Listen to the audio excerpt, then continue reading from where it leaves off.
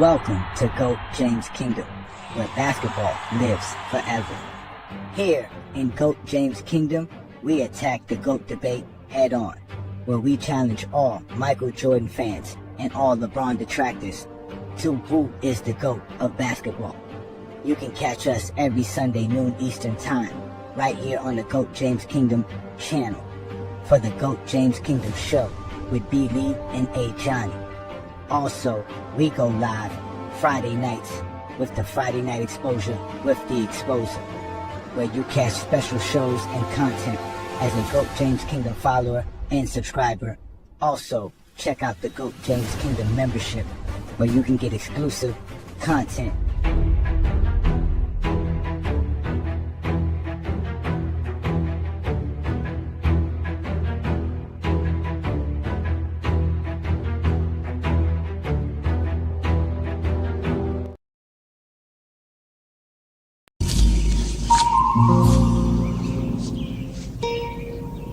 What the fuck is this piece of shit?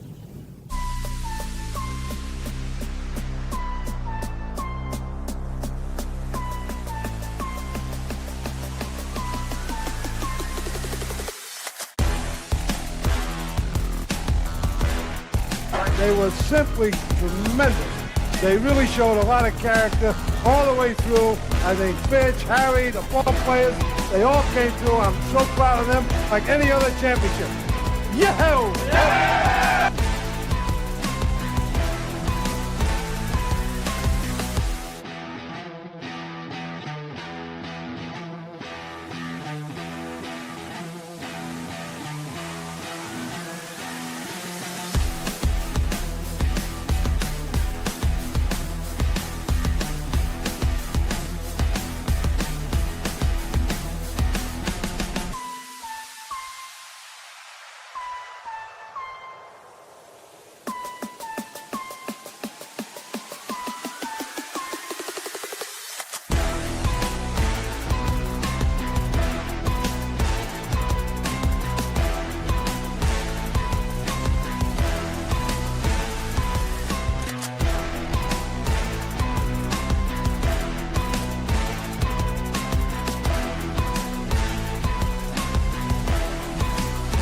There'll be a parade down Biscayne Boulevard.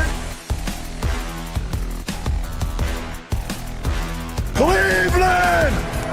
This is for you!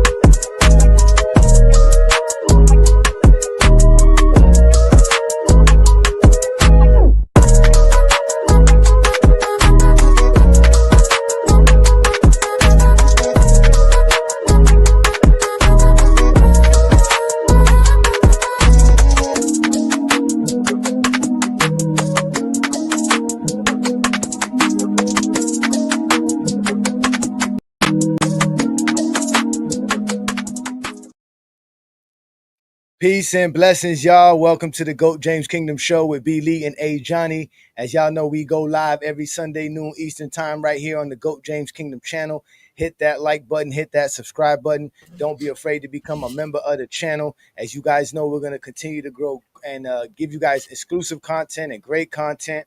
As last night, you guys saw, the radar was off the chain. Shout out to all you guys. That was a great show last night. We had a blast watching it in the comments, man. It was great, man. So shout out to all you guys who watched last night's show. But today's show, ladies and gentlemen, we're here to have some fun. We're going to be talking about the greatest finals MVPs of all time and performances, basically the final MVPs of all time. Since we're in the dead middle of the finals, there was actually a trade made today. So we got Desmond Bane being traded over to the Orlando Magic. Shout out to Craig for breaking the news. I didn't even know you can even make trades, Craig. Listen, I ain't know neither. I thought you couldn't make trades to the end of the season, but I guess you can make trades in the middle of the I NBA guess you finals. can make agreements, but you can't Yeah, you can officially make make trade- the yeah, trade. it's probably not trade official. to the new Yeah, year start. You can not make an official. agreement, That but makes you sense. can't officially make Isn't the it like trade the beginning of June or I mean July or something when July like the free 1st. agent stuff? Yeah. Yeah, all that stuff Yeah. starts. Yeah. So they Free agency agree is in the advance. first day of the new league year. True. Well, anyways, y'all know who we got here. We got our normal panel here. We got B. Lee in the building. What up, Brandon? What's good, everybody? All right, and obviously you heard Craig and John in the building. What up, y'all? Yo, That's good. All right, so let's first off, let's start off and say Happy Father's Day to all you fine gentlemen here. Just great job by you guys. Father's Day. Happy Father's Day. Happy Father's Day to everybody.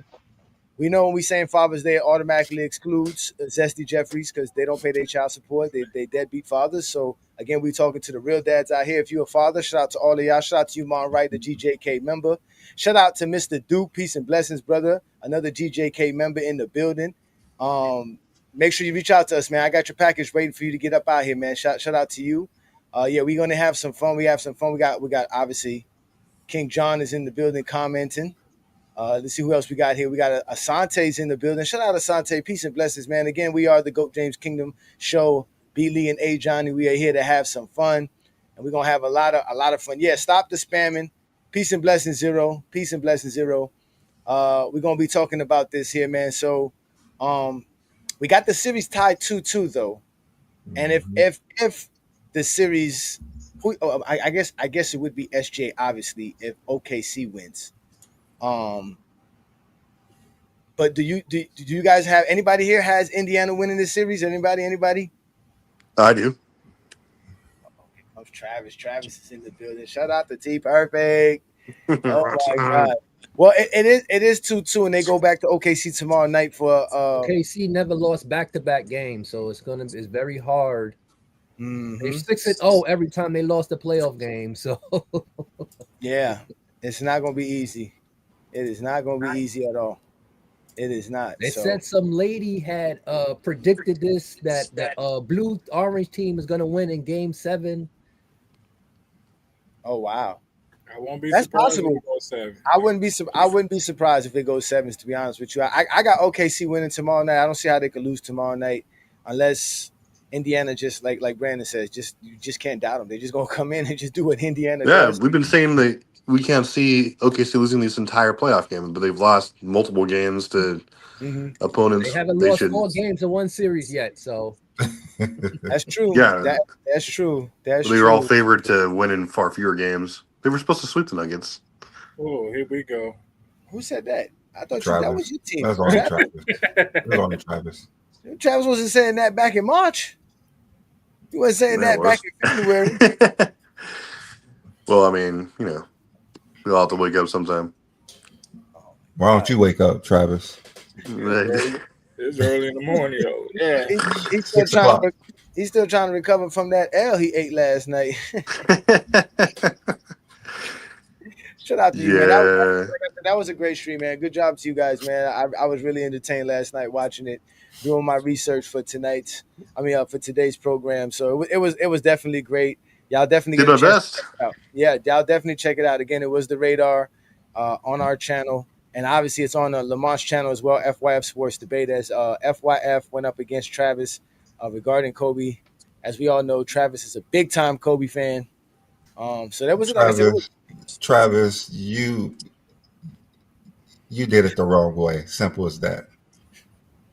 He had a great Apparently. argument. He had a great argument. I don't care if he did. He had a great argument, but he debated it the wrong way. He debated how great Kobe was, not why he should move other players out.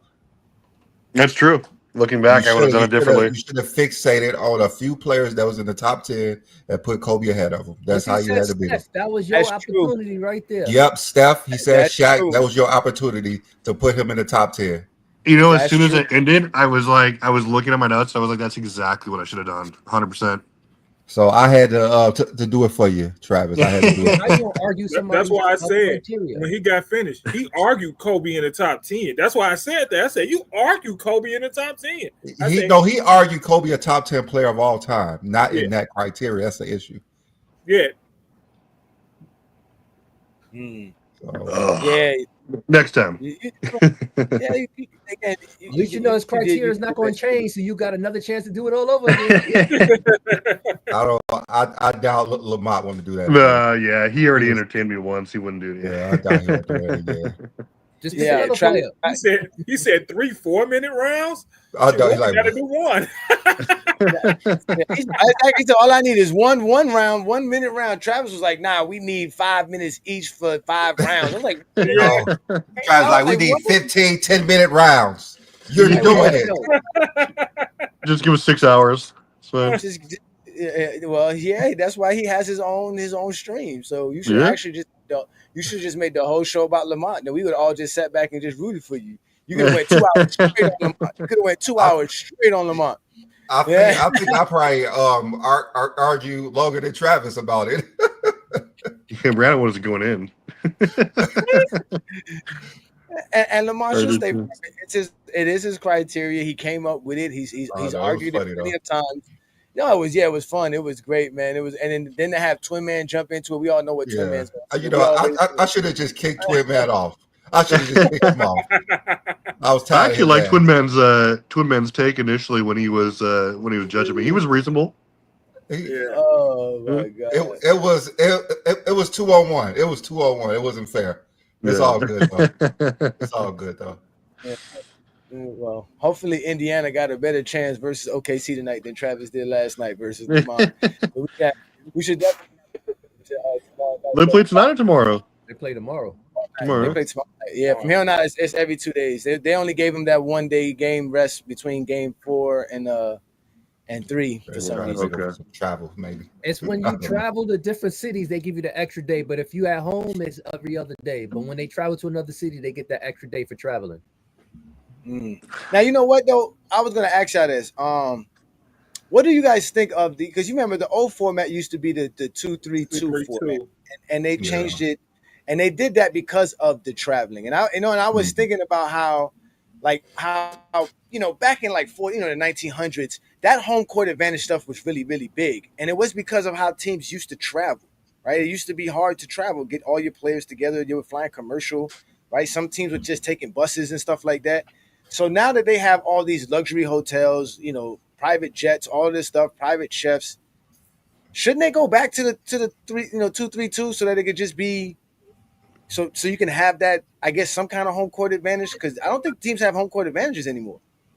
I mean, it's not. Before there was a big home court advantage because you got 3 straight games at home. That was a huge. Yeah, all you need to win is 1 game on a road. Yeah, that was a huge advantage. So did those 3 games help the team that didn't have home court advantage? Them 3 games in the middle. Yeah, because you only had to win 1 on the road. Yeah. Mm-hmm. Well, no. What John is asking, does it help the team that does have the home court advantage with the 4? Does it help them to give somebody 3 straight games? Because if you just take that 04 finals. Right there, to tell you right there, the Pistons won at home because they had those 3 straight games at home. Yeah, because I remember that was a thing. Like when Boston used to say it was hard to win in the Garden, it's hard to win in Madison Square Garden. Like back in the day, it was hard to win in Chicago Stadium, things like that. But I don't think the home court advantage is that much of an advantage anymore, especially in the playoffs. You said because of the travel, right? Because you said they give a home court advantage because half the fans ain't fans of the team anymore. They stopped doing it at 13 or 14? What year did they stop doing it? 13 or 14? Because I know it was doing on Miami finals. No, I don't think there was. Dallas didn't have 3 straight games at home. Yes, they did. No, the Heat. No, they didn't. Should have been the favorite, but I don't think that he had 3 straight games at home. No, there wasn't. Dallas didn't have 3 straight games at home. You remember what year they? No, Dallas. No, the Heat would have been the favorite. Dallas was a 6 seed, so the Heat would have been the favorite anyway. They won in Game 6 on Miami's floor, right? Yeah, they did because he walked off the floor. So you're right. 2014. That's what I thought. I thought it was 2013 to 2014. I thought it was one of them San Antonio series when they stopped doing it, either 13 or 14. You said they stopped the 2-2 format after the 14. Finals. Yeah. Okay. Yeah, I think it helps the team now with regular home court because then like Craig, like all these guys said, like you just had to win 1 game. We didn't even have to win 1 game at the first. You could just prepare, and then he could like cruise at home, win 3 in a row, then like take it easy. I mean, I think it was the road team had a huge advantage because they, could just chill, and like there wasn't insane amounts of pressure and like that. That 1-1-1 is tough because of the travel. Yeah, I mean, just because it's exactly. like Back getting and up, forth. Yeah, especially if there's a exactly. game set like you just have to like, yeah, it's crazy. But yeah, man. But again, it is a great finals. This is where you actually make a name for yourself, right? We always talk about. They say this the biggest stage. You got to be able to perform at the highest level, and obviously you have to win the finals MVP, right, Craig? Finals MVP is important, right? Yeah. Very, very important. Very, very, very, very important. So for today's show, we're gonna drop our top 50 greatest finals MVP performances of all time, predicated on our GOAT James Kingdom formula. Now, Brandon came up with the greatest formula to grade players of all time. And throughout the years, we've been able to adjust it, make it right, understand it, put it together well, do all type of great things. And people still are confused, Brandon. They still be like, man, I don't get your criteria. And it's a very simple criteria. It's really not that hard. So the way we described it before, I don't think it gave it justice. I think we could describe it better as if our criteria gave you the greatest performer of all time. That player would average 41 points, 19 rebounds, 14 assists, 3.5 steals, and 5.3 blocks per game. That Was would be Jokic? the greatest finals performance of all time by a player. Now, obviously, no player in NBA history has ever done this, but these are all the greatest accomplishments in points per game. Well, not in the finals. Nobody's ever done, and I don't even think Wilt's ever done this in the finals. Because again, there's no blocks and steals for Wilt's. That'll be Jokic next year. No way. Yeah, yeah. Good luck trying that. Good luck trying to get 5 blocks per game in That's today's true. NBA. Good luck doing that. But still, we all know 41 points per game is the most points per game scored in an NBA Finals series. 19 rebounds per game is the most rebounds per game in an NBA Finals series. 14 assists per game is the most assists per game in the NBA Finals history. 3.5 steals is the most steals per game in an NBA Finals history, and 5.3 blocks per game is the most blocks per game in an NBA Finals history. If we Who had combine 19 ribs? Was it Bill Walton in 1977, and we're taking this all the way back to 1974 when they first instituted blocks and steals into the stat records. So anything prior to that does not count, or we're not counting it today because we cannot count for their blocks and steals. So that's why we're going back 50 years, and it's reality 51 years. And that's not even counting this year. This year would be the 52 if you really want to go there. So that's how our formula goes. It basically grades players to the greatest accomplishments of all time. And in this particular case, it's going to be graded towards this player and this player who accomplished this. And this would be a 10 out of 10 score. If you did this in the NBA Finals, you would have a 10 out of 10 score. So the highest points any player can put up is 10 points within this system. And that's how our system works. So I know it makes it fair for everybody. It literally makes it fair for everybody. Oh, definitely makes it better. Somebody said, "Is that Benjamin Hinchman?"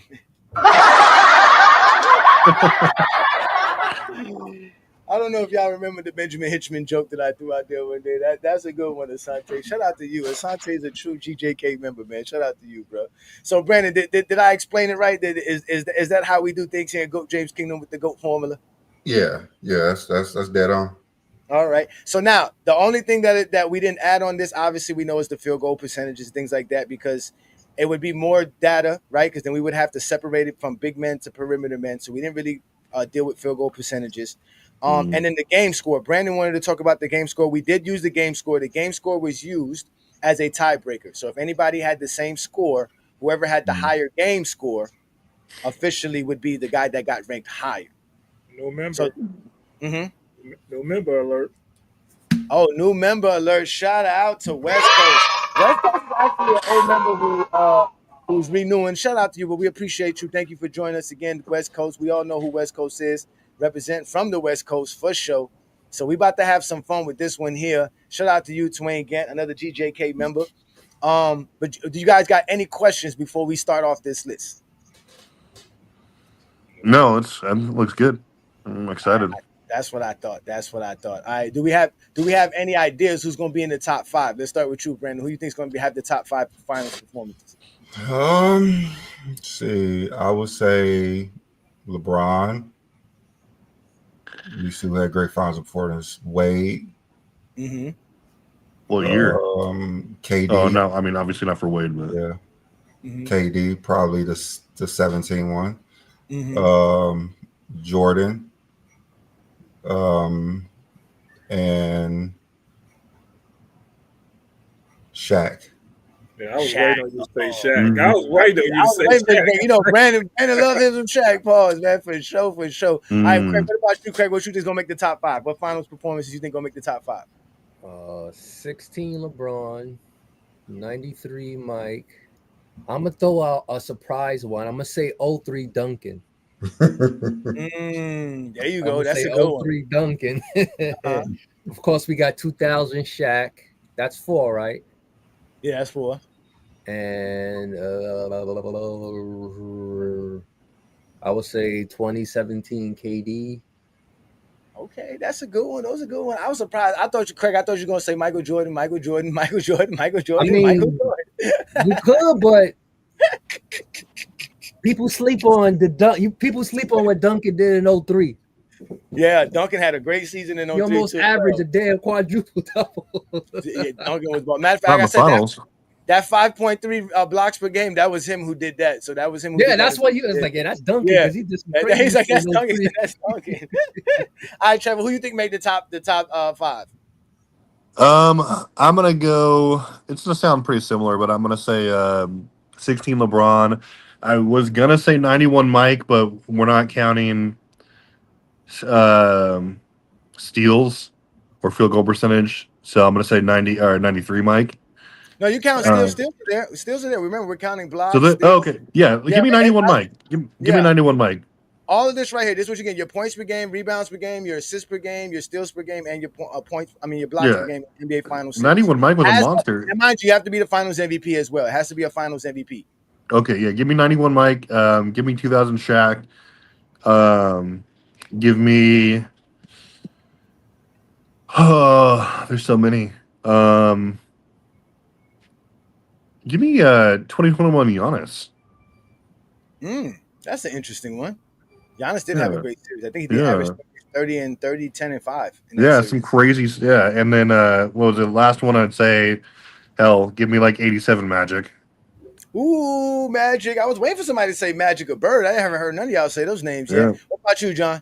Bird only got 2 choices. He said 2 of the names I was gonna say. I was gonna say Magic. Giannis. I'm gonna say Bill Walton. Nice. LeBron, Shaq, and Duncan.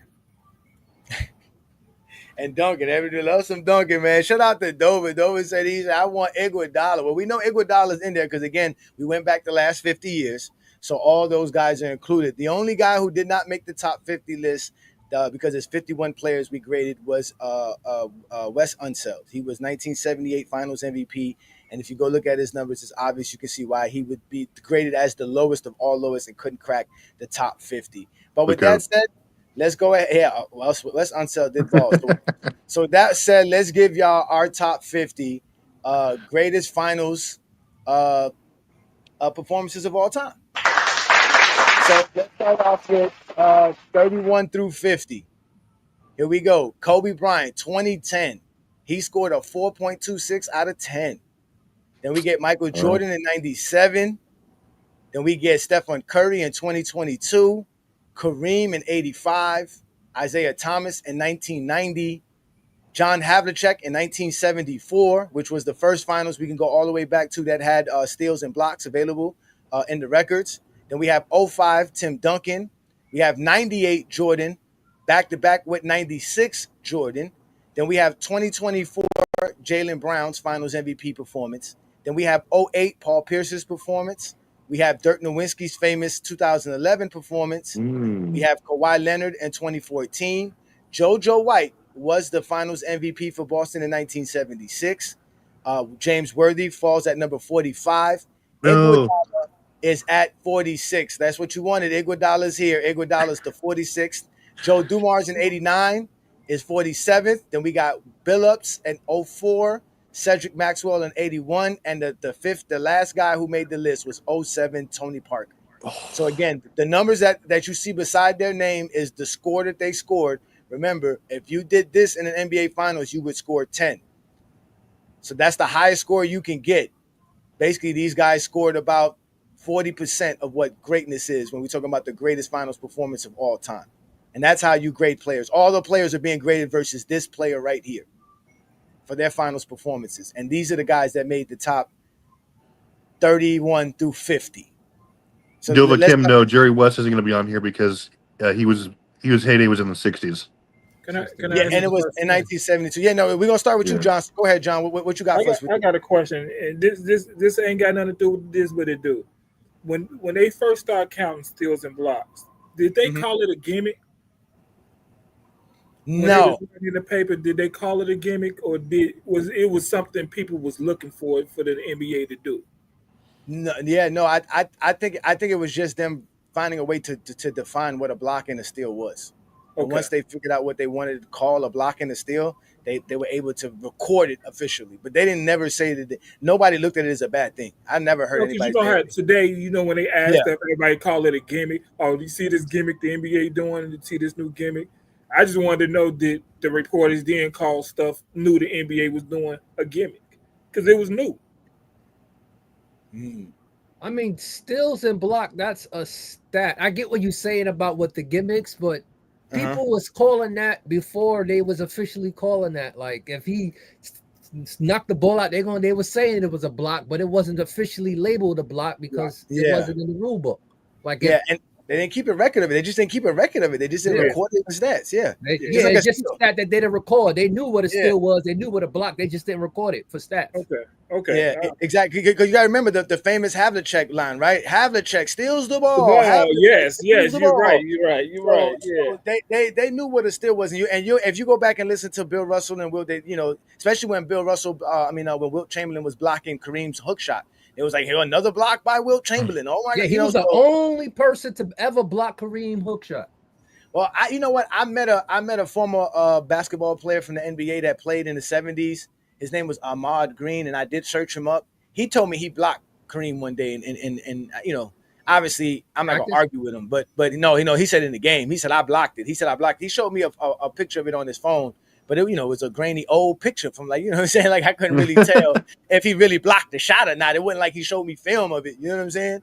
But yeah, he did block Kareem. But other than that, John, what do you have anything to say about the players who made the 31 through 50? No, it did surprise me that 07 Parker was so low.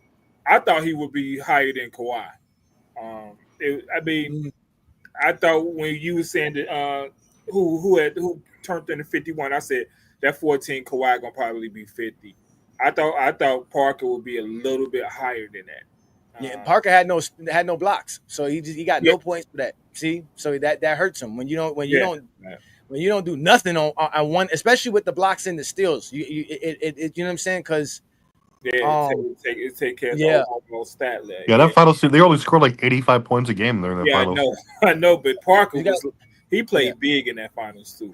Because you got to remember, if he got 0 blocks to 5.3, like that's a big. You know what I'm saying? That's a big. And even if Kawhi Leonard only had 1 block per game, it gives him something more. You see what I'm saying? Yeah. So, and Kawhi's gonna get rebounds. And Tony Parker wasn't doing nothing but scoring. To be honest with you, in that finals, all he did was score. He had like 3 assists per game as well, like 4 rebounds, something like that. So yeah.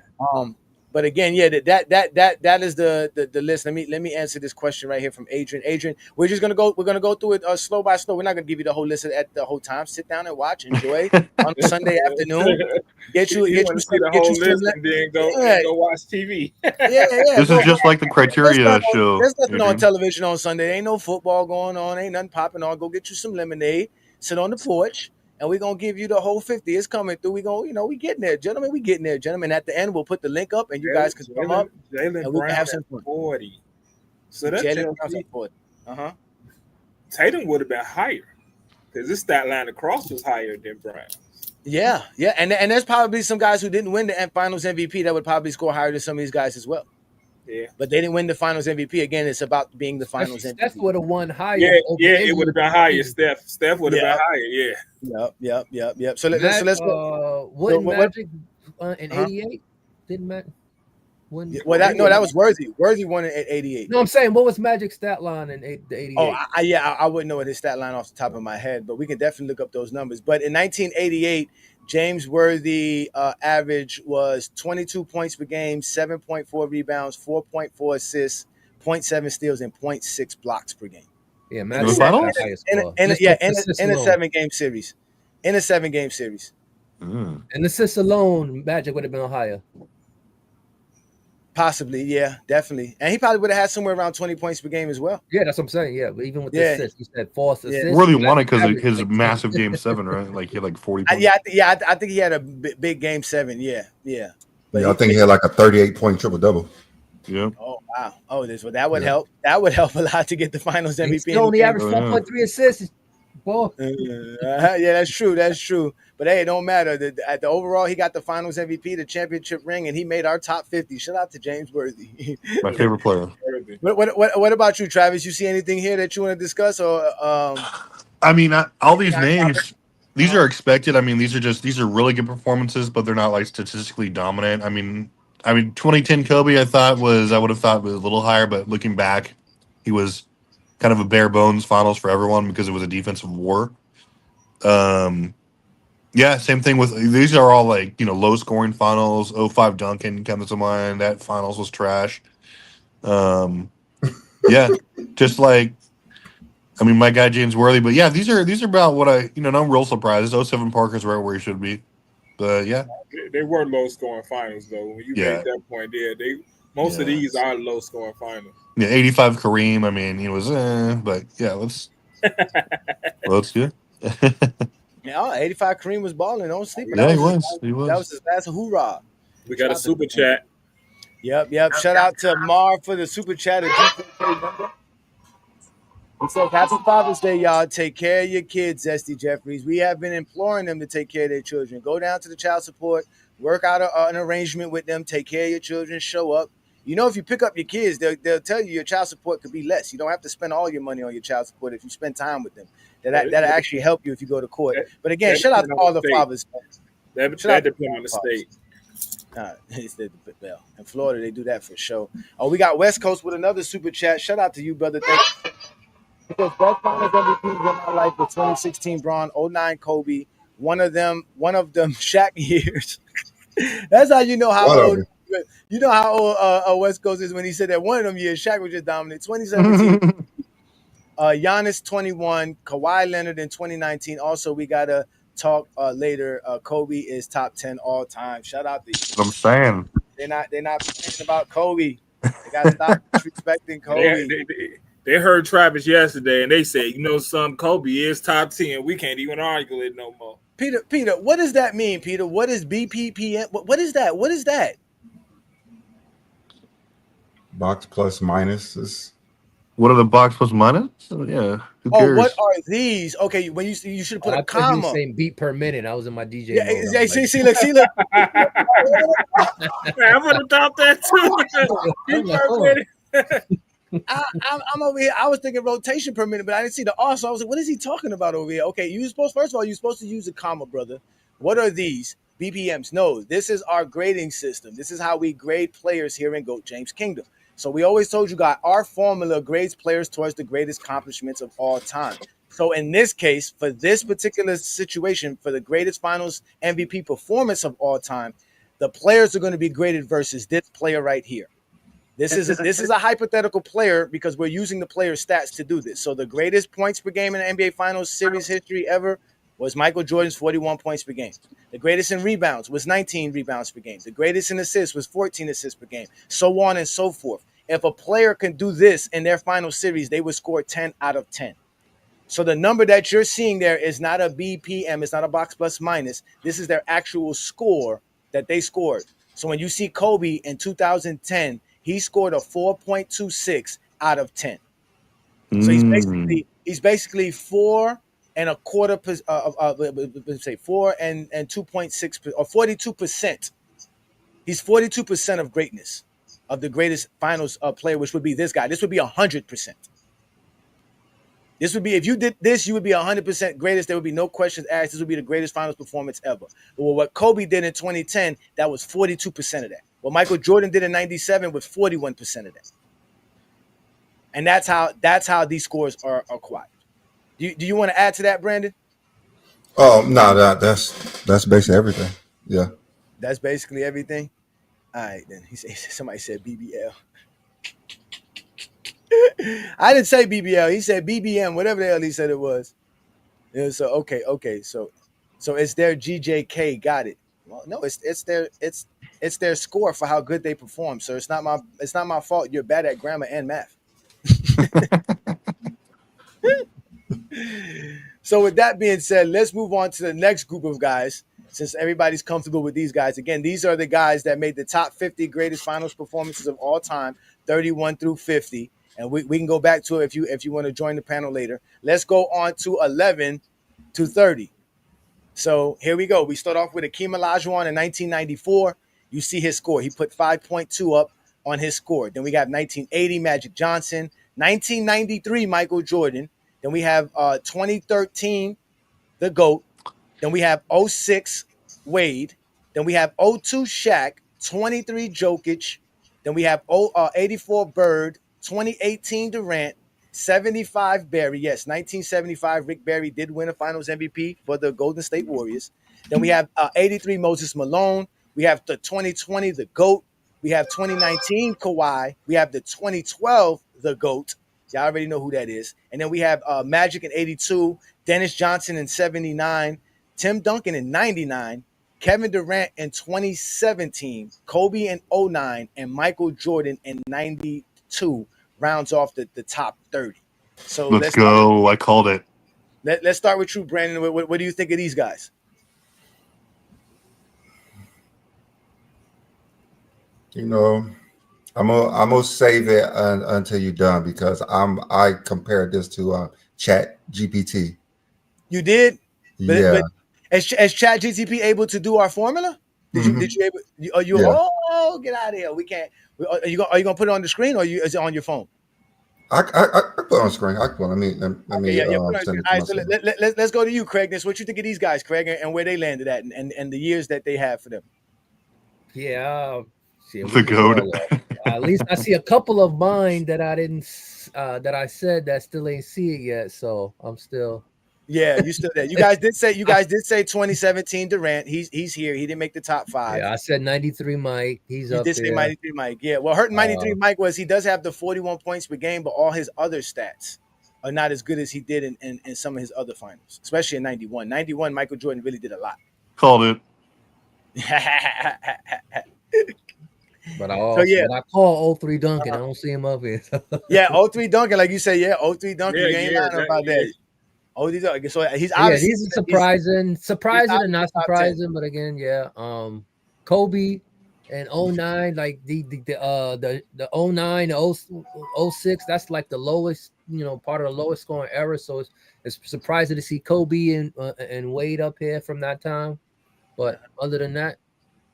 Yeah, well, 09 Kobe averaged 30 in the finals, so did Dwayne Wade. So that helps you there. And they did. I think Dwayne Wade averaged almost 7 rebounds or 7 assists, something like that, 7 rebounds and 6 assists. Same thing with Kobe. Kobe did well as well. I think the only thing that hurt Kobe is because, again, Kobe doesn't get a lot of blocks and steals. So that kind of hurt him at the end in 09. But yeah, Dwayne Wade, I think averaged like 34, was like 30 something. Like, I know he averaged a lot that playoffs. That was one of the. It's crazy. Yeah, it was crazy. And he does other things too. Dwayne Wade gets steals and he gets blocks. So he had a great final. So but top 15 works well for me. I'm kind of cool with that. But definitely, as you can see, all of LeBron's finals MVPs are top 25. It's just the GOAT on number 12. Yeah, unlike other people's GOATs. I mean, it's only 4. Like, god dang. Bob's got one on every page. That's all. That's how great he is. He can be. He's on every page. He's on every page.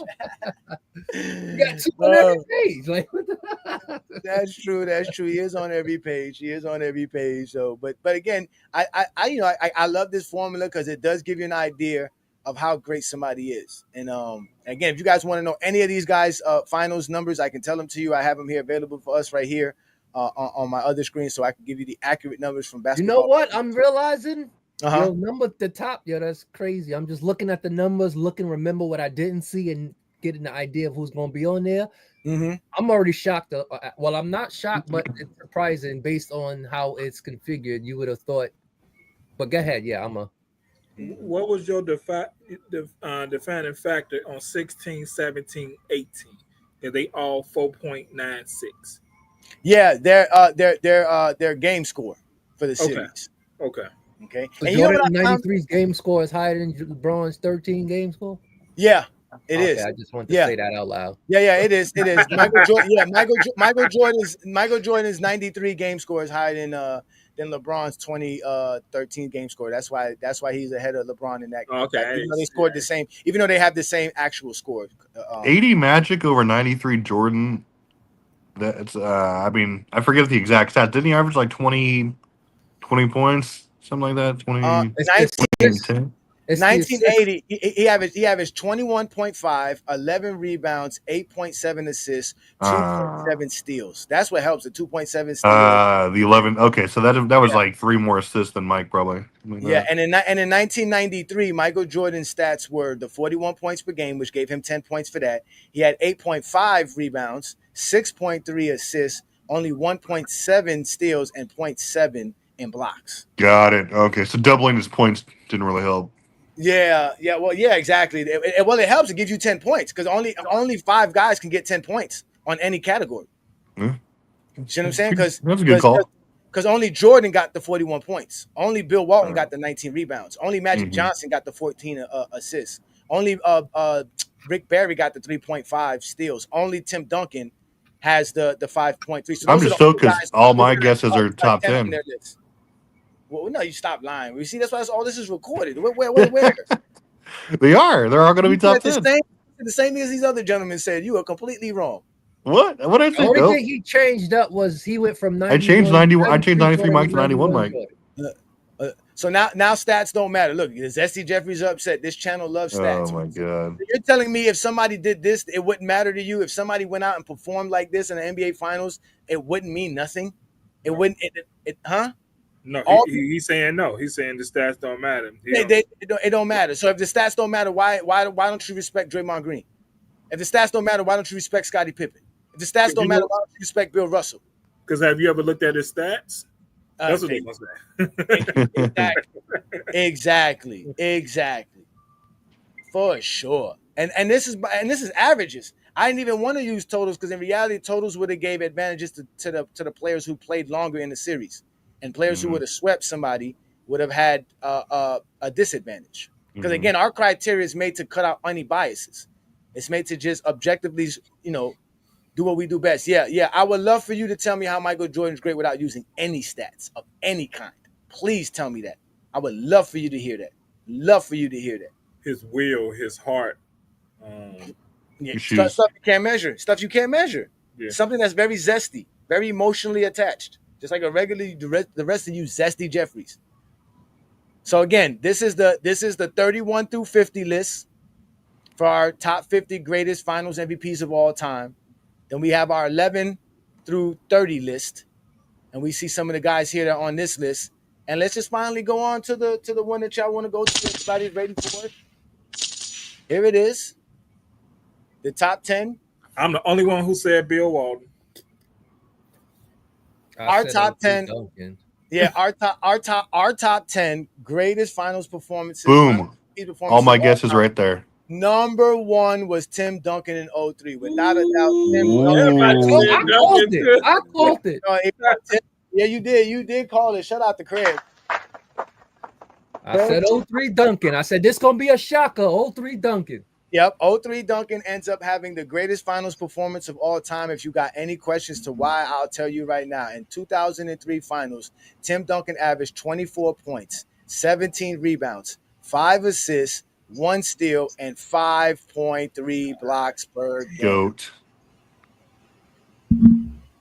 So he was incredible during those finals. Incredible. So he ended up being number one, surpassing LeBron James in 2016, who initially I had him at the highest scorer guy when we were doing this, and then when we were double checking all the numbers, he ended up being 0.600 of a point away from Tim Duncan, making him second with his 2016 performance. Michael Jordan in 1991's performance ended up being third all-time, top 3 finals performance. Then we got Bill Walton's performance, which he had another great final series as well. He didn't score a lot, but he did a lot of rebounding, a lot of passing, a lot of blocks, a lot of steals. Shaquille O'Neal in 2000, which was also like 30 and 16 points per game, some crazy stuff like that, like almost 4 blocks per game. 38 Shaq and was 16. Yeah, some crazy numbers Shaq did in 2000. Then we have 95 Akeem, who dominated, obviously, the Orlando Magic and young Shaq at that time. Then we have 01 Shaq, 87 Magic, 86 Bird, and the 2021 Giannis, which you did say, Craig, it topped off the list right there. That's crazy. I knew Duncan was gonna be high, but I didn't know he's gonna be number one. I was like, I remember that series because we used to have like a spades tournament at my friend's house, so we used to watch it while playing spades. And I was like, damn, this every time we turned around, block Duncan. I'm like, what the fuck? I just want to say something out loud. LeBron at 2 and Jordan at 3. That what they say? Oh yeah, just another thing. I just want to say it out loud. No, I just wanted to say it out loud. Joey, can we get that 91 stat line for Mike? Just want to reinforce. Okay, yeah, that 91 stat line for Michael Jordan was phenomenal. He scored 31.2 points per game, 6.6 rebounds, 11.4 assists per game, 2.8 steals per game, 1.4 blocks per game. So Jordan was doing everything in this NBA Finals in 5 games and played 44 minutes. So yes, Michael Jordan's 1991 ended up being top 3 all time. I think it's only fair to say number 216, LeBron stat line. Shut up, John. And just for the record, Jordan did that in 5 games. Hey, Brandon, look who popped up in the comments, Brandon. He's actually been posting on Facebook, but he's afraid to come up here. Bias pricks. He's afraid to come up here again. What? Last time he was whining. That wasn't one of his best finals. Look, again, they always talk illegitimately. It got to be his best finals. That is his best finals. It got to be his best finals because it definitely wasn't better than the one he did in '93, which ended up being ranked 13th. You talking all around? That was his best finals of all time, easily. It ain't better than the one that he did in 1992, when it ended up making him 30th. Definitely ain't better than the one that he did in '97. Forget about the second 3P. Michael Jordan was nowhere near what he was in the first 3P. Definitely wasn't better than '97. Wasn't better than '98, or '96 wasn't better.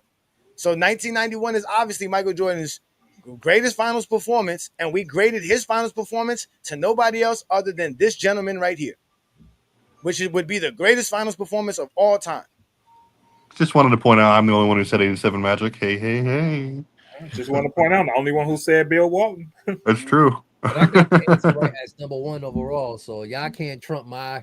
Yeah, Bron in 2016 averaged 29.7 points per game, 11.3 rebounds, 8.9 assists, 2.6 steals, and 2.3 blocks per game in a 7-game series.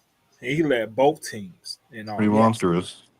And he led both teams in all those categories. I'm sorry, Jordan didn't let the Lakers win 2 extra games to play Game 7 to do that stat line. I'm sorry he did it in 5. He should do it in 5 if he playing against Charles Barkley, eating pizza and drinking beers before the game. He wasn't playing against Barkley. He was playing against Magic. Oh, Magic was just finding out he was about to be retired. We're gonna say retired. he was about to be retired. Yeah, I got you. No Kareem, no Michael Cooper. You still had a squad that year. Barely James Worthy. Ray Worthy missed 1 game? No, he got hurt. James Worthy was prime until he was playing hurt.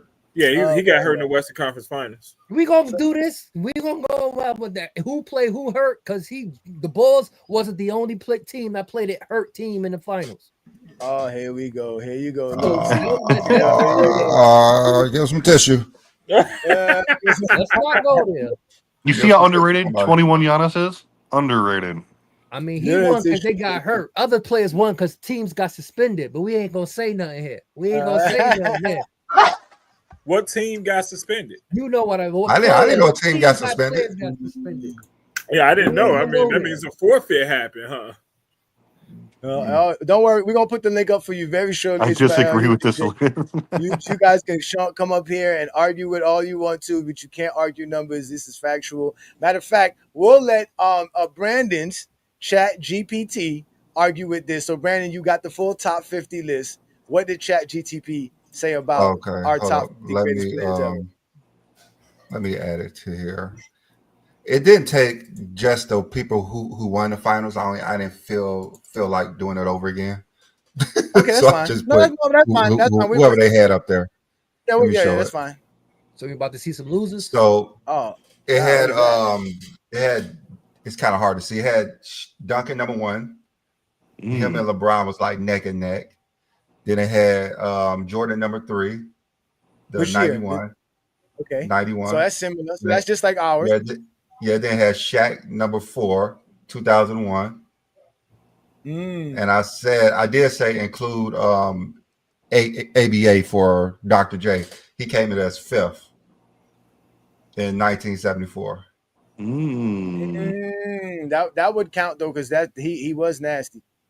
Then Hakeem is 6. I think he was 6 on yours too, right?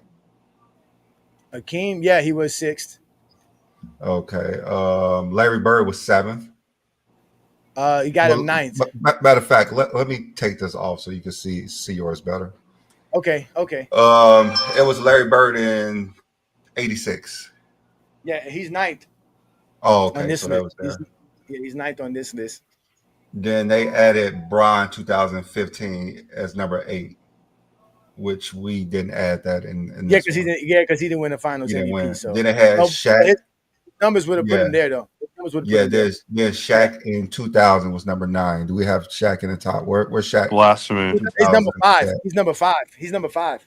In 2000? 2000 Shaq made the list number 5. 2001 was where's 2001? 7th? 7th. Yeah, 7th. Shaq is crazy. Wasn't he better in 2001? See how y'all compliment Shaq? I don't think so. I don't say Shaq played against trash sinners. Y'all can't even name the sinners Shaq played against. I can. The difference between 2000 and 2001. In 2000, Shaq averaged 38, 16.7, 2.3, 1 steal, and 2.7 blocks per game. And what 2000? 2000. So what was Rick Smith doing out there? Nothing. Then in 2001, Shaq averaged 33 points, 15.8 rebounds, 4.8 steals. I mean 4.8 assists. I'm sorry, 4.8 assists. He averaged 0.4 steals and 3.4 blocks. So he averaged more assists and more blocks in 2001, but he averaged more rebounds and points and more steals in 2000. 2000 Shaq wasn't fair. It doesn't matter. And basically all 3 finals, Shaq was averaging 30 and like 15. Yeah, it was ridiculous. Yeah. Who's going up against Shaq? Todd McCullough. Giannis was number 10. Because if Jordan Giannis was number 10. So this is like almost dead on. Who he played against? This is almost dead on, which again, it is the criteria and it's by the numbers. And again, Bill Walton. I don't see Bill Walton. Yeah, I mean, he number 4 on here. Bill Walton's number 20 on this one. Bill Walton. I call Bill Walton top 5. Bill Walton in 1977 averaged 18.5 points per game, 19 rebounds, 5 assists, 1 steal, and 3.7 blocks per game.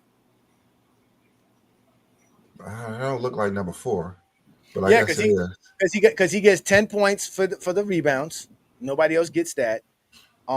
He has 5 assists, which gets him up there. He has the one steal compared to 3.5 gets him some good points there as well. And then he has 3.7 blocks, which gets him close to 5 points. There's not too many people who have 3 something blocks. That's the whole point. So he scores a lot of points because of that. Wasn't that MVP Walton? Sir? Yeah, that's MVP Walton, 1977. Finals MVP. Walton, that was on the 86 Celtics? As a 6 man. Broken.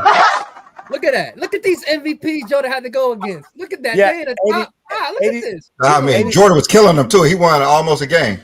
Yeah. He said almost a game. He won almost a game. Jordan didn't face Amazing. none of these people. Jordan didn't face nobody here. Yes, Blue Yeah, Bolt. but the His 86 Bird, 82 he had- Magic is there. He beat them in the first round. Oh, he He faced faced 86. 86 Yeah, Bird he in the did. first He did round. get swept by Bird in the first There's round. not in one 86. play on this list somebody played in the first round in the playoffs. I mean, you got to be pretty bad to keep playing these players in the first round. You got to be pretty bad. So you gotta be gotta pretty miss bad. the first round then. You got to be pretty bad. You got to. Yeah. Ooh, that's got to be You terrible. might want to miss. And to not win a game, you might as well miss the playoffs. You're And trying not to win a miss, game? boy. Yep. Just like you Man, say, what was you might as well- doing? You rather Don't miss- worry. you rather He was miss. It's like, you know what? winning though. He's You know what? I ain't winning. gonna win a game. They're gonna give me an extra game to play in the first round. I'm not even can't make it, so I'm just gonna miss the playoffs in the whole entirely.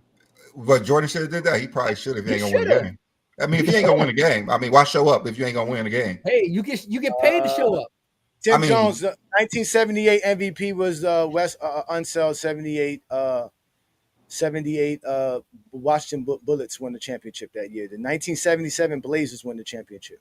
At least that's what it says on Basketball Reference. If I'm correct, that is Yeah, didn't they correct. beat Phoenix? Yeah. Who, Walton? Didn't Walton beat they beat the Yeah, Sixers? that's what I'm saying. Yeah, he beat the Sixers. That was the first year that what's it called? Yeah, that Oh, this guy so, came yeah, I in. was thinking Phoenix was in the. Yeah, so early it was 70s. 77. So you got that wrong. The Sixers too. I think the Trailblazers made the finals in 78 and lost to the Bullets. I think so. I don't know, but you're wrong there, Tim. As upsetting as y'all want to get with this criteria, y'all don't have a criteria of your own for one, and I guarantee your criteria won't fall in line with your list like ours have. So y'all can just just eat it. Let's find 82. Let's find 82. 82 Magic is the 25th guy here. Blue Bowl.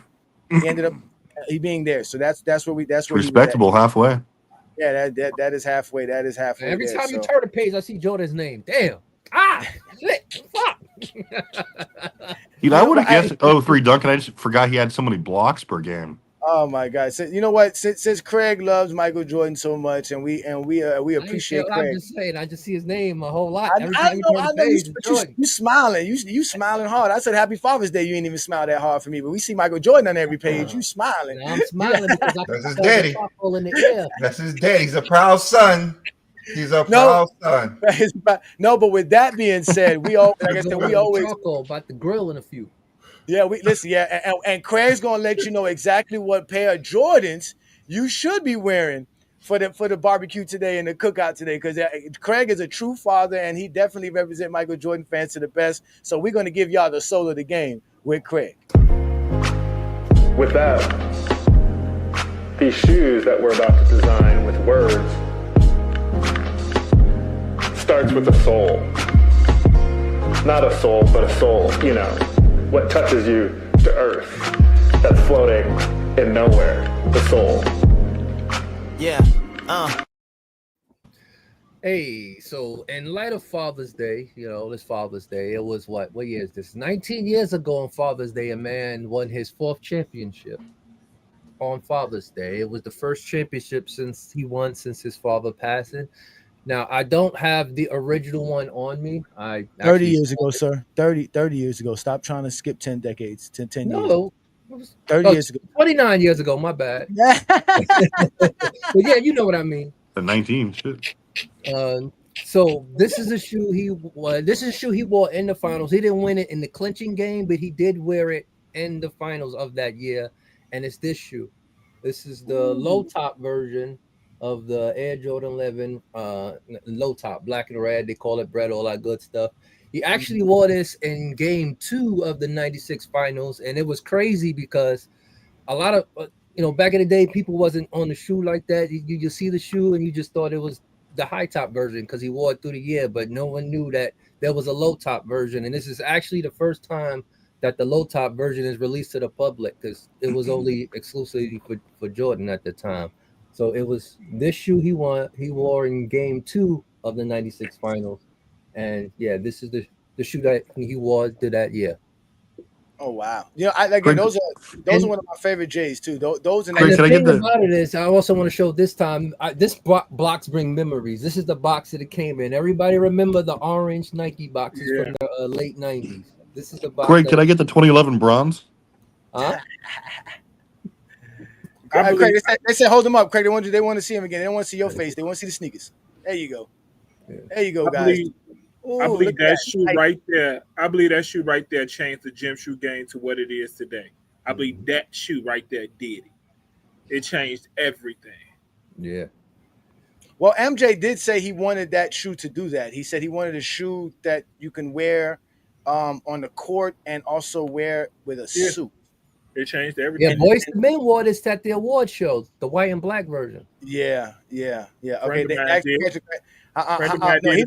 Craig does not sell shoes, but Craig can help you find shoes. So if you're interested, you can find Craig on the Facebook group on our Facebook group, GOAT James Kingdom, and he'll help you find them. He'll help you find the best prices for them. But he doesn't sell shoes, and he ain't selling the ones he has. So wait, Craig, you just do that for fun? What? The shoe collection? I mean, it's you can make money off of it. You make money on accident, I say, because you have to enter so many raffles, and then you wind up winning multiple raffles, or you're not going to hold multiple pairs. So you can make a little $20 here, $30 here, second pair because you don't enter the raffle. So I usually do. If I sell a shoe, it's to make the shoe that I keep free. Nice. So you resell to keep the shoe that you don't pay out of pocket for your own. Okay. So Craig, did Jordan wear those? He didn't wear the lows in the. Yeah, he did wear the lows. That's what I'm saying. There's pictures of him wearing the lows. There is pictures of him he wore the lows in the second round against the Knicks too.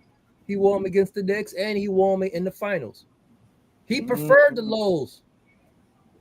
He did. I don't know, man. Them low sneakers, man. I gotta cover up my ankles, bro. I can't have them issues, bro. Yeah. Yeah, man. Yeah, man. So shout out to Craig again, ladies and gentlemen. That is the soul of the game, where Craig shows us, what sneakerheads love the most iconic J's and the most iconic sneakers that are out. And that's what we do here in GOAT James Kingdom, because we are basketball guys, and we actually do like sneakers, even though some of us would not spend that crazy amount for some J's. But shout out to you, man. That was a great segment by you, Craig. Appreciate that. And let's get back to it. And so Brandon, go to eBay, Peter, eBay. A lot of those players sell their shoes on eBay. Oh man, Twain Gett said Jordan had his worst finals in those lows. Facts. But he also had one of his greatest seasons in the lows too. That's true. He did, man. Shut up, man. Oh man. No, look, Craig. Craig, people asking questions. Again, if you want to find like I said, eBay, the players, because players in college, they get that's represented by Jordan Brand, they get all these shoes for free. And what they do is they sell them on eBay or they sell them at those resale shops. Yeah, but you gotta look on eBay for those, because they'll sell mostly on eBay because they have a wider range of audience who buy them. Well, sometimes GOAT.com be having them. You can go to them. Yeah, like GOAT. I do GOAT. I don't do StockX. I don't do StockX either. StockX, you get something from Ling Ling. and I'm glad what eBay does now. They make sure the shoe is real before it comes to you. Mm-hmm. Oh, okay. Yeah. That's why you got to split on them keys. You guys remember some of these performances here? Just like again, like who they were going against. These were epic finals too. Yeah. I mean, no, that was some real epic finals. I mean, listen, like we were just talking about Shaq numbers, man. I don't know about Shaq's finals. That was a great finals. I mean, still 0-1. 0-1, the Sixers. That was fun. Like, I mean, massacre. He was completely dominant. It was a scrappy team. Like they had a pretty well rounded team, but but Shaq was just too much. Shaq was just it was a massacre. Yeah, Shaq was. The Sixers took game one. They had to change rules, like Lamont said. They had to change rules because Shaq was just so dominant. Yeah, AI dropped 50 that game, and like no one thought they. 48. There's no era Shaq would have played in that he would have been any different than what he was. Lakers were trying to be the only undefeated playoff team ever, and AI said no. They just took their foot off the gas because they was playing a weak team. That's all. Yeah, because they just swept the Spurs, insanity. Right. That game, damn, what was that game against the Spurs that turned it around? Was it game 3? Or Kobe. Wasn't that the Derek Fisher game? That's what I'm saying. Yeah, be turned to season. I think that was game 4. That was 2004. You're thinking of? No, that was game 3. When Derek Fisher hit that turnaround shot. Yeah, because that's 2004. That was in 04, the series. That was 04. That was 04. Okay. That shot was changed the time clock. They changed the time clock because of that shot too. Remember? Yeah, that was one of the rule changes. Yeah, that was. I remember that. That's when they had that. That's when they had 40-year-old Malone and Payton to carry to the final. That was because earlier that year they took a shot away from Baron Davis, who they waved the shot off. I think he had like 0.5 or 0.6 seconds left, and they waved it off. He actually had got it off, and they took that. They took an L for that. So they was like, well, how can Derek Fisher's count but not Baron Davis? And they specifically said, okay, 0.4 seconds is what it is. You got 0.4 seconds. That's the most you can do it. If you get it off within that time, you good. Do you remember Duncan hit a shot like just like that right before he hit that shot? 0.3 is the most. Yeah, Duncan had a crazy. Then he like bank it in or something. Yeah, banked it in over Shaq falling away. 0.3 is the shortest amount of time you can shoot it, right? Let's give Liddy his request. I think 93 Jordan 13. It was 13. 09 Kobe was 29th on the list. Yeah. Go to the third page for a second. Not this page. Oh, okay, I just wanted to see if Jordan was on that page too.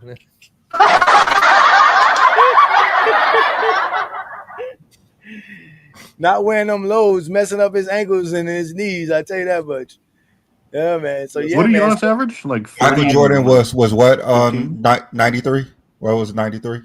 93. Michael Jordan. He was 41. Again, he was 41. Ranked.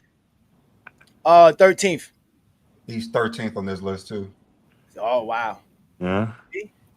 I prefer to play in lows. What did 95 Hakeem average, Johnny? Again, was that like? He I know it was better than 94. 94. Yeah, he averaged 90. He averaged 30 points. It was 32.8, 11.5 rebounds, 5.5 assists, 2 steals, and 2 blocks per game.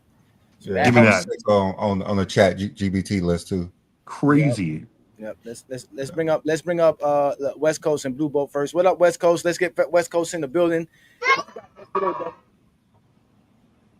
Are you there, West Coast? Unmute yourself. Yeah, bro, what's good? I'm right. I'm here, bro. What's good? Nothing much, man. What's up, man? Thank you for joining us, man. What you got for us on this topic? Bro, well, 16 brought the best, but we gotta talk about Kobe some other time for real. Oh yeah, we can do that. Yeah, I think we all.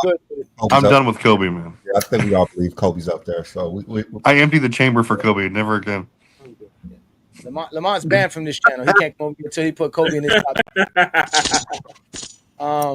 But yeah, 2016 LeBron was great. Like I said, when I was first doing all the numbers and crunching things up, he was the only guy that had a 6. Nobody was scoring in the 6. And then I came across Tim Duncan, and I double checked it, triple checked it. Yep, Tim Duncan was better. LeBron did great, but Tim Duncan just had a little bit better of a playoff performance.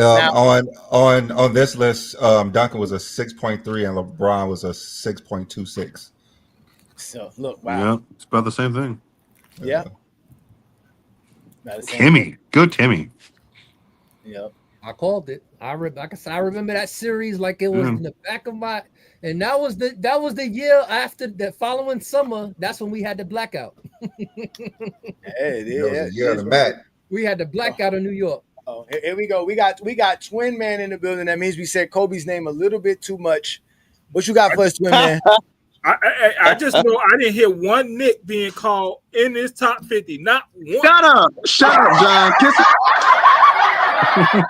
it. Willis Reed was in the top 50 on this one. Willis Reed, 1973. 73 was number 50. If you would have did this list 2 years ago, he would have been on it. Mm-hmm. Wow. So what you got on this list, Twin Man? What do you think of the top 50 greatest finals performances of all time for GOAT James Kingdom? Honestly, I was shocked. I knew like Jordan's 91 series was going to be in the top 10. I knew LeBron's 2016 series was going to be in the top 10 as well. Well, honestly, top 5. I'm shocked. I was shocked by the Tim Duncan being number 1. I didn't realize how good his series was. I really forgot about that. I thought Shaq was going to be number 1. 2000 Shaq was going to be number one. So that was Close. the only thing that shocked. That was the only thing that shocked me. But outside of that, if we're going by the criteria and actually going by the numbers, I can't argue with it. I'm not going to argue with it. You're using a formula. You're going by the numbers. But there was a couple of surprises in the top 10 for me. So, like I said, like, not surprises that they're in the top 10, but their positioning. So I What thought do you think Shaq. about? Wait a minute. What do you think about me nailing 91 Mike there as far as 93 Mike? You was nailing 93 Mike. Pause. Pause. Super. Oh God, is that gonna get clipped? It just might get clipped, young man. It just might get clipped, young man. I am appalled. Oh, nah, you don't clip anything. You got to clip B. Lee from last night, bro. Stretch Armstrong, Mr. Fantastic, Plastic Man was reaching for everything. Hey, man, I thought I was winning. Y'all ain't got nothing to say. Let's let Blue Boat in, the Lord of GJK. What up, Blue Boat, man? What do you got for us, man? You see our list. You know our formula very well. What do you think of the top 50 greatest finals performances? Well, shout out. Can you hear me? Yes, yeah. You shout out to the panel, man. You cats did a nice, good job with this list, though. I gotta say, a couple things. 92 Jordan, right? I thought for sure that would be top 10. You know, it's not talked about as a revered as much as like 93 or 91, but 92 Jordan, I'm surprised it was that low. And also, I'm shocked Bill Walton is top 5. That's the thing that stuck out with me, because a lot, when you think about it, when you think about dominant finals performances, do you actually hear Bill Walton's name that much? Be honest. No, yeah, Not in the really. past. That's why he was always beloved, because of Bill what he Walton's did the in those GOAT. finals. That year, because after that year, 6 year on the man, 86, because of what he did in 77. Exactly. After he did that finals, he had that MVP season in 78. They were praising him, but he just got injured. So he became like the guy. Right. But then again, you gotta look at who else. A lot of guys that don't get talked about, or that aren't superstars, also got talked about before Walton. I don't think the injuries had nothing to do with it. Walton, if you're in the top 5, you're in the top 5. You must have did something significant, man. That's all I'm saying. Also, I believe that's the finals where Rudy Tomjanovich got his face broke. They had that big fight. That's another reason why I think that finals they don't talk about, because the NBA tries to ignore that era NBA, because it was a lot of bad. It had a bad reputation. It happened the same year. That was when the drug era came in and everything was on tape delay and everything, right? Because when did it take? Think about it. They had the NBA finals on tape delay till 85. So to 85, I thought it was sooner than that. Nah, wow. Magic Johnson said he won his first championship, went home and watched the game. Damn, that's great. Great. Yeah. Also, the 91, 90, I thought for sure 93 Jordan would be top 5 instead of 91. But when you think about it, right? 91 is, like Travis said, 91 is probably Mike's best performance. From an all-around standpoint. It's kind of LeBron-esque. Nah, 91 was better. He had more blocks, more steals, more assists. He just didn't. That's what I'm saying. Yeah. No, but 91, it was better. No, he's saying 91 was better. He's saying 91 was better. All around, 91 was better than 93. That's what he's saying. Yeah. And I'm surprised Durant wasn't top 10. I'm surprised 18 Durant is above 17 Durant when you think about it. Because who raised that floor for the Warriors? You know what I mean? Who was the guy that was? It was just he had more help than most. That's why. But remember, guys, we're not grading none of that. All these players are getting graded towards this guy right here. It don't have nothing to do. Yeah. I see what you mean. I see what you mean. You combining everybody's. Yeah. Right. You combining every great finals statistic performance in every category, and you're combining that into you comparing it to this hypothetical. I get what you mean. I get what you're saying. Yeah. Right. Because every finals high is worth 10 points. Exactly. And all this represents it. Yeah, exactly. Right. So as an example, we got a Zesty Jeffrey here who wants to complain about 91 and 2016 LeBron. He wants to compare 91 to 16 LeBron. That's not how we're doing this. Even if we wanted to add the field goal percentage, if we want to add the 3-point percentage, if we wanted to add the free throw percentage, the true shooting percentage, anything that we want to add, we're gonna grade 91 Jordan to the player who has the greatest amount in those numbers. So it's not going to be Jordan. You're comparing, right. You're comparing every player. You compare every player with the Finals MVP to that hypothetical. I see what you're doing. Also, Johnny, Wade finished number 15 in this one too, so it's pretty spot on. And LeBron 2013 was a 5.04, and yours is the same. I want to ask a question to all the panel, right? Honest question. What finals was better in your personal opinion? 2009 Kobe or 2012 LeBron? Your honest personal opinion. Which one now? 2009 because they played 82 games. Man, hey, let me get Kobe, bro. I got Kobe. 09 Kobe. Let me get that. No.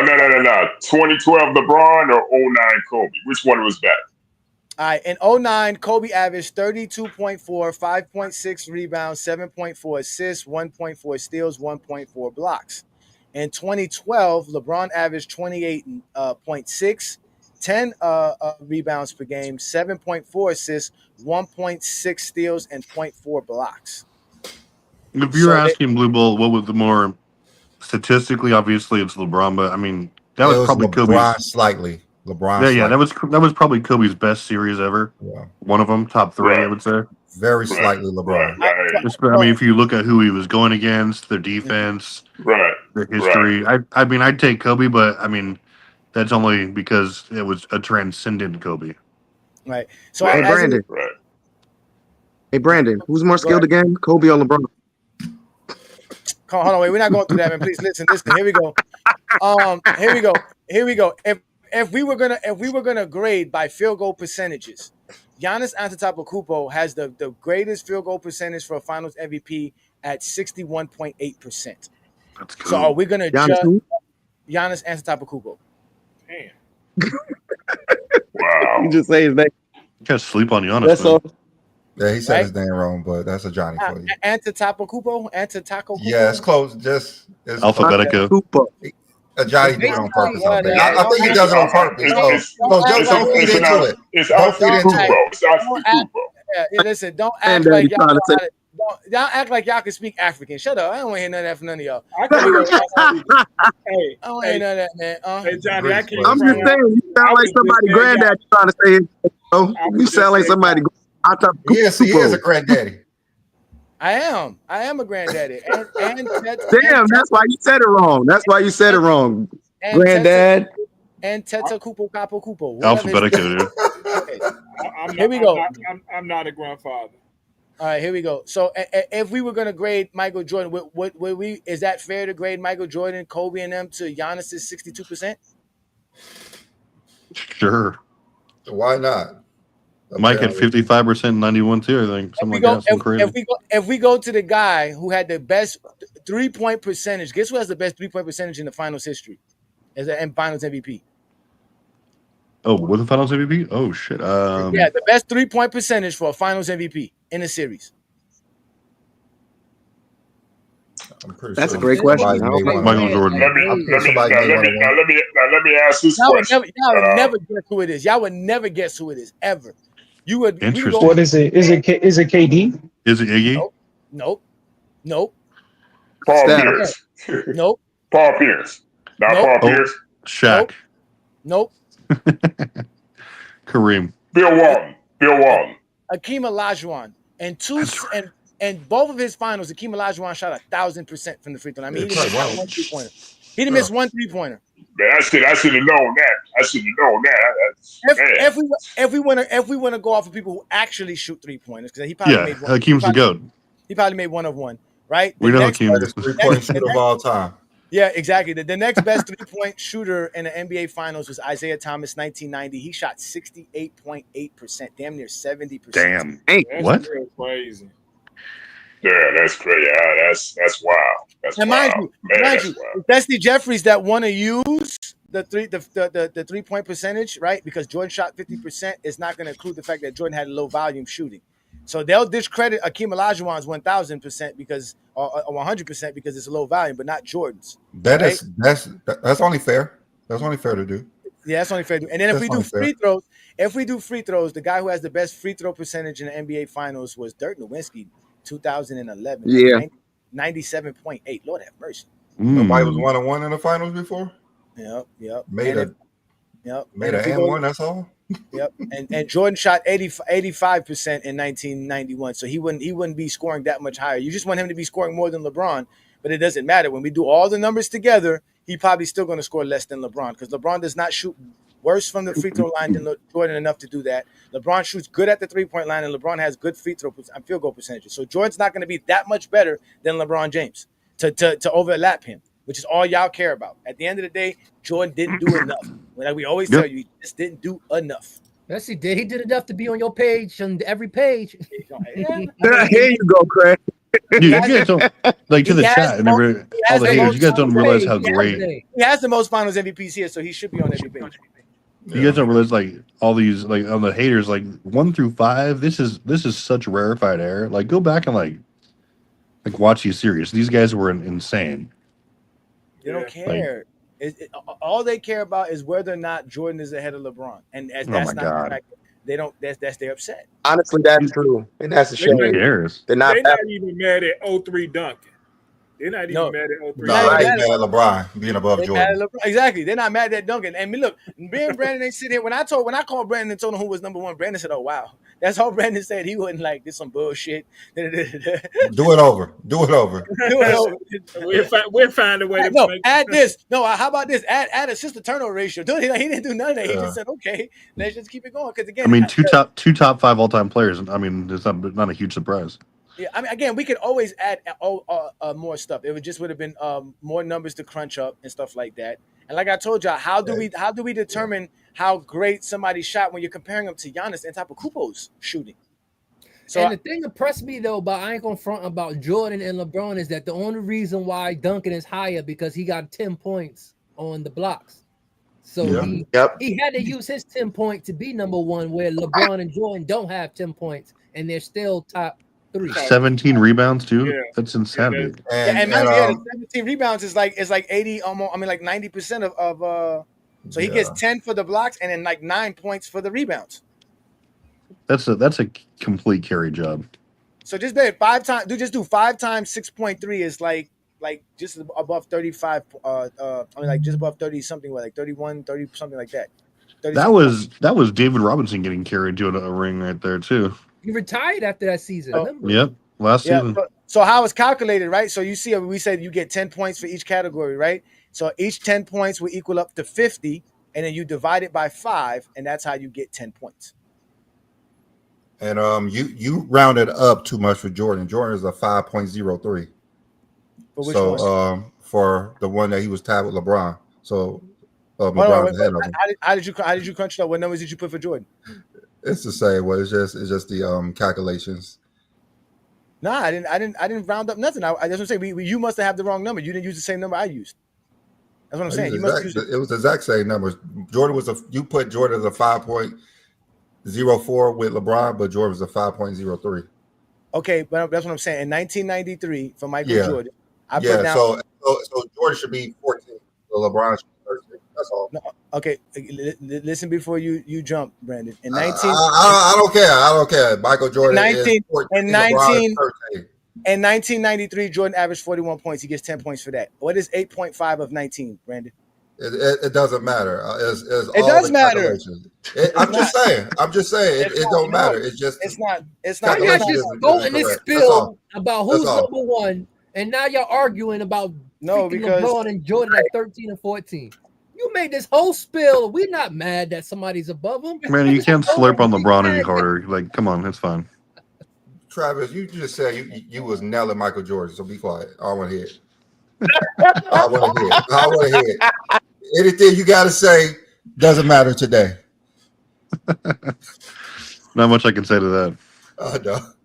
And they also said Y'all stupid, man. is the reason why the Spurs won.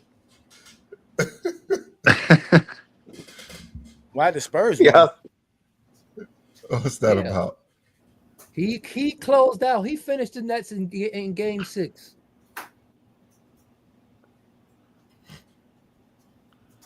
He did. That was another one. Who was he? His competition. He was guarded by Richard Jefferson. Yeah, Brandon. I got 25.2. So that means you got to divide that by 5, which comes up to 5.04. Wasn't Kenyon Martin on that team too? Yeah. Kmart was on there. Yep. Stop trying to cheat Jordan. Keith Van Horn. Oh. Tim McCullough. Kerry Kittles. Get up there. Come on.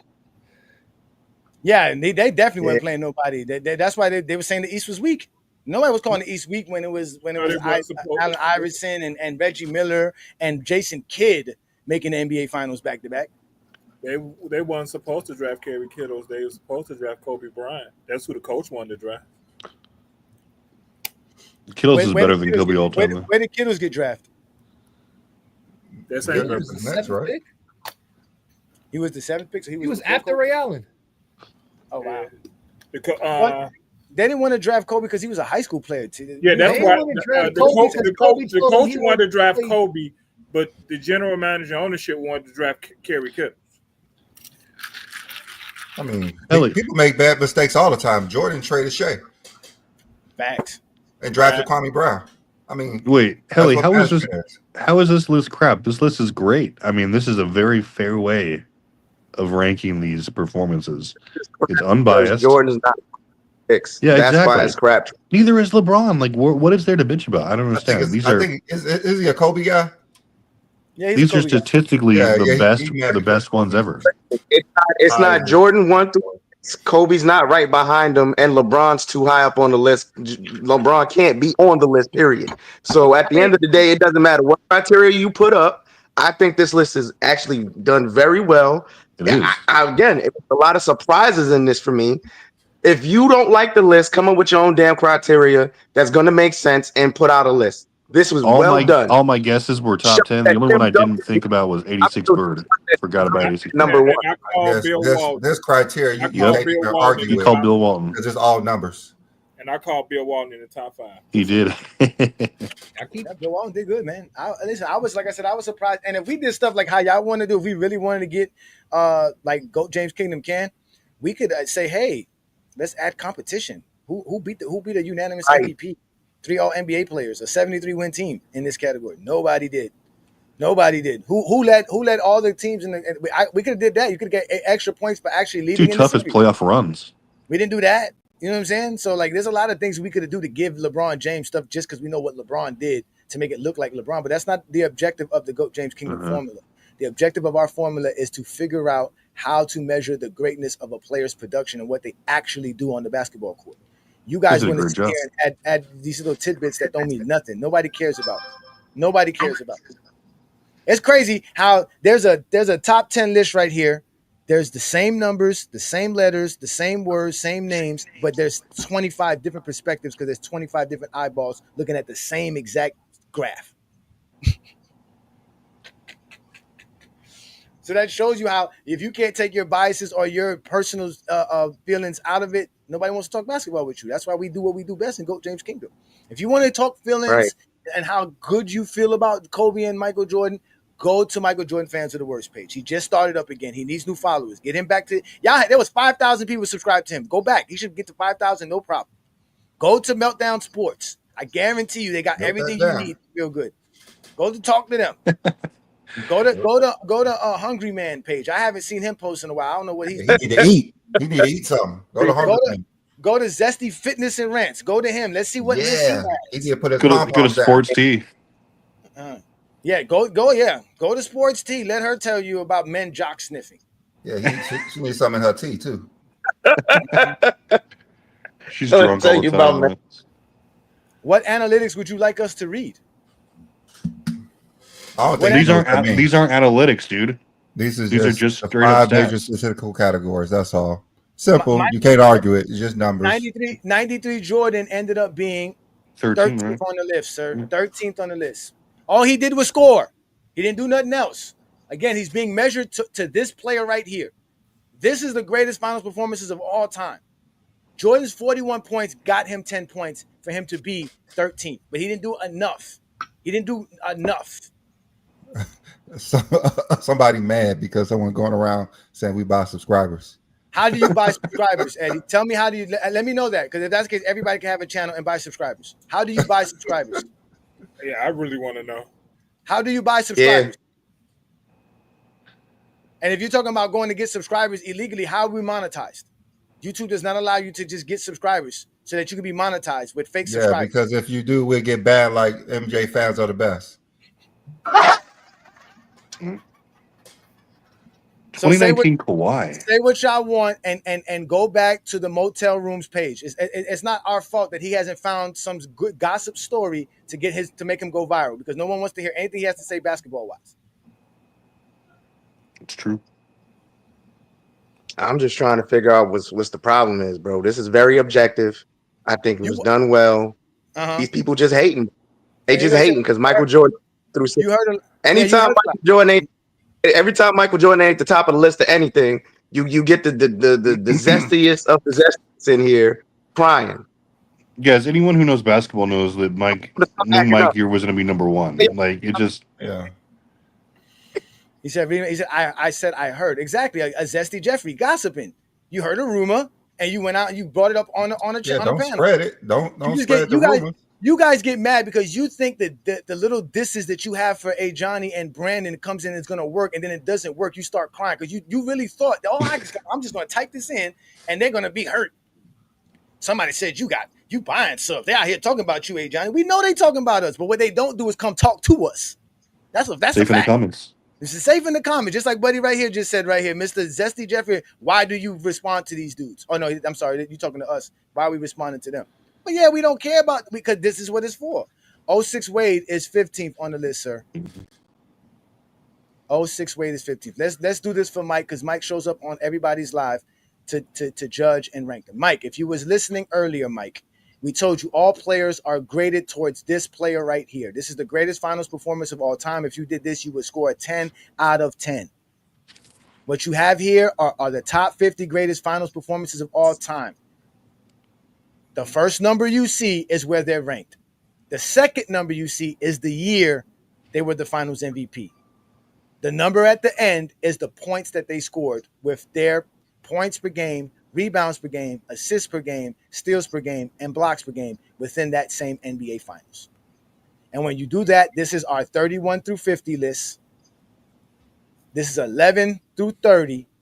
Dwayne Wade fell at 15th, just under 5 points. And this is our top 10 list right here.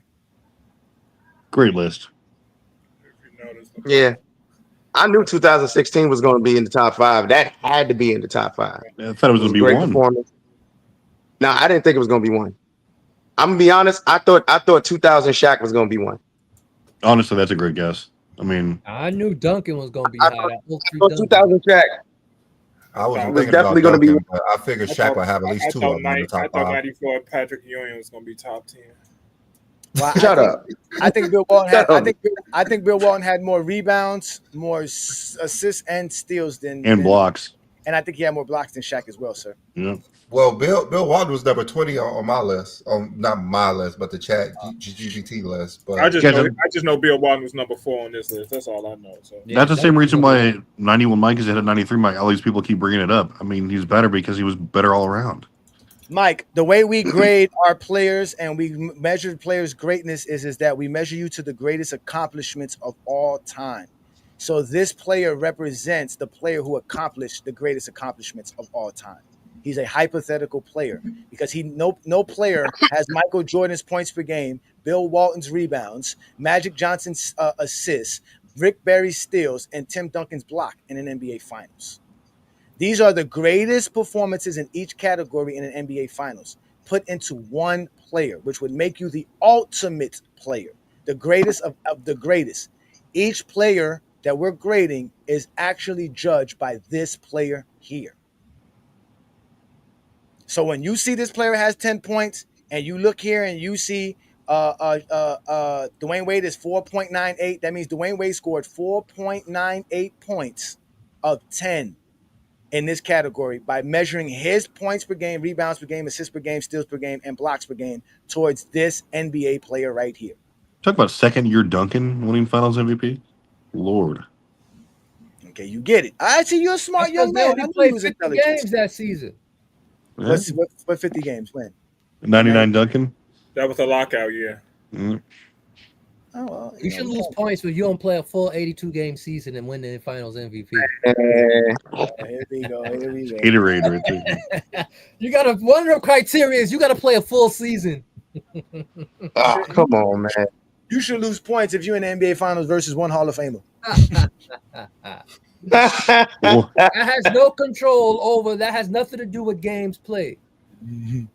Yeah, that's true. Again, all of this it just shows you how great of a performer you were as in your finals. There is nothing. There's no biases in this. It doesn't have no error tags. It doesn't have no competition tags. It don't have nothing. This is exactly what you did, and that's all it is. And it's grading you towards, like I said, if you were this player, there would be no argument. This would be the greatest finals performance of all time. Shout out to Shaq for having 2 in the top 10. Crazy. That is also true. That is true as well. That you know, but again, Shaq was that. That's why people say Shaq was the most dominant player in our time. We've never seen nobody as dominant as Shaq, especially in those finals. Shaq was ridiculous, man. It was almost right. Everybody knew it was coming. Like nobody could defend him. You almost felt bad for those big guys. They were just getting bullied. Hey, who was Shaq's sidekick those years? Phil Jackson. Oh, Kobe. Oh, definitely Kobe. Definitely. Rick Fox. To Brandon, the most skilled player ever. Who? Kobe? No, it's actually, we don't know that. Actually, we don't know that. Because NBA player. Answer the question.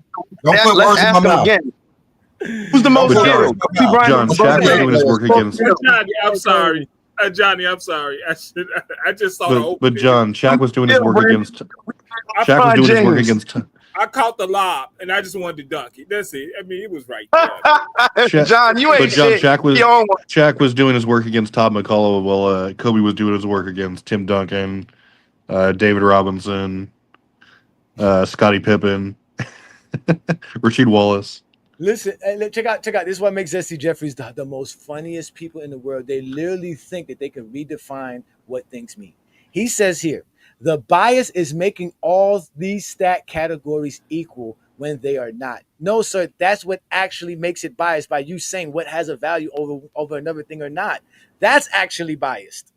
Making something equal is actually taking away biases. It's basically saying everything's the same. That's actually removing the biases. Because what makes one thing better than the next is your bias, your preference. Nothing tangible, nothing factual. He goes here, I understand the criteria, but in no world should you get more points for 3 more rebounds over 20 more points. No, that's not true. Shaq got more points for his 20 rebounds than he did for the 3 less, what's it called that he got? To show you how math works, I'm going to explain it to you. Bill Walton scored 18 points out of 41. That means Bill Walton scored 4.4 points for his 18 points. Shaq had what, 36 points out of 41? Shaq scored 8.7. That means he got 4 more points he actually doubled. Shaq, yes, 8.8. Shaq scores 8.8 for his points. Bill Walton scored 4.4 for his points. So Shaq got twice as much points for his points over Bill Walton. If we go to the rebounding, Bill Walton got 10. Shaq had what, 16, 17, 16.7? Divided by 19 is 8.8. That means he only got 1.2 more points over Shaq. So that means Shaq got way much more points for his points and was valued higher than the rebounding. You guys don't do math. I really don't see. You want your bias involved. They want your bias involved. For what? Because NBA fans, a lot of NBA fans, they love scoring. So they think scoring should be valued over everything, bro. And it's not like that. So what formula should we use? Simple as that. A formula that makes Jordan the GOAT. Yeah, like what formula is this? What you guys ever noticed that these guys always say that what's the flaw? That's what I want to know. What's your the stuff flaw? is flawed, but they never have any other alternatives to use? No, I guarantee you his flaw is going to be that there's no eye test. That was just like when Mike was listening to me give Lamont my criteria. He had the nerve to say all you kept saying was stats and accolades. That's all I heard. He didn't hear nothing I said. He didn't hear records, achievements, accomplishments. He didn't hear none of that. All he heard was stats and accolades. And what he wanted to hear was, what about the eye test? When Lamont asked him, well, can you explain what your eyes saw to put Bill Russell in your top 10? He can't tell you it because he never saw Bill Russell play. If you can't see stats, why the hell do I trust what you saw in the game, bro? Y'all can't even see numbers and accept the numbers. You guys want to add your own flavor to something. You guys want to basically throw Kool-Aid in water, and we just want to drink water. We just want to drink water. We thirsty. We need water. We need to be rehydrated. We do not need your Kool-Aid sugar. Kool-Aid is what does the 3-point line have to do with Bill Walton being so high? That's how you make Kool-Aid. All right, what does the 3-point line have to do with Bill Walton being so high? Like, what's the correlation to that? He didn't even shoot any threes, so it doesn't matter. See, that's a zesty Ramon comment right there. The league was garbage. That is your opinion. That's your preference. That's not facts, sir. And you can't prove it. I can guarantee you, if you want to have a debate, I can prove to you the 70s was not garbage at all. But you don't know basketball because you only know narratives by going on TikTok, going on YouTube, and talking with a bunch of Zesty Jeffries with Zesty Jeffries logic. The league was so garbage. Why was Michael Jordan so great? He wasn't born in '84. Look. Again, I wonder why you said. How can you sit here and say an oxymoron is a fact? These niggas said my opinion is facts.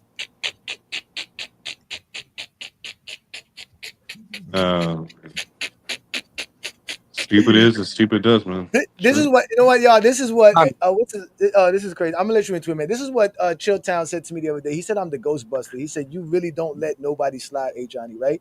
And I think Peter said that to me the other day. Peter said I don't make it fun for people. I take the fun out of talking basketball because people really need their emotions and their feelings to talk basketball, and I actually remove it from it. I actually tell you can't do that. They don't want to do that. They really. I like to hear your emotions. I like the emotions. I like when Travis talking about he's Nell and Jordan. I like that.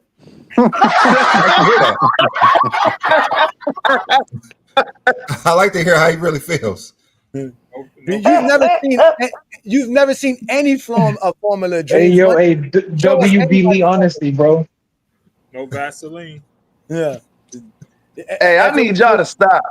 Go ahead. This is getting weird now. Because we all know the only emotional person was B. Lee last night when he was trying to make Kobe Bryant top 5.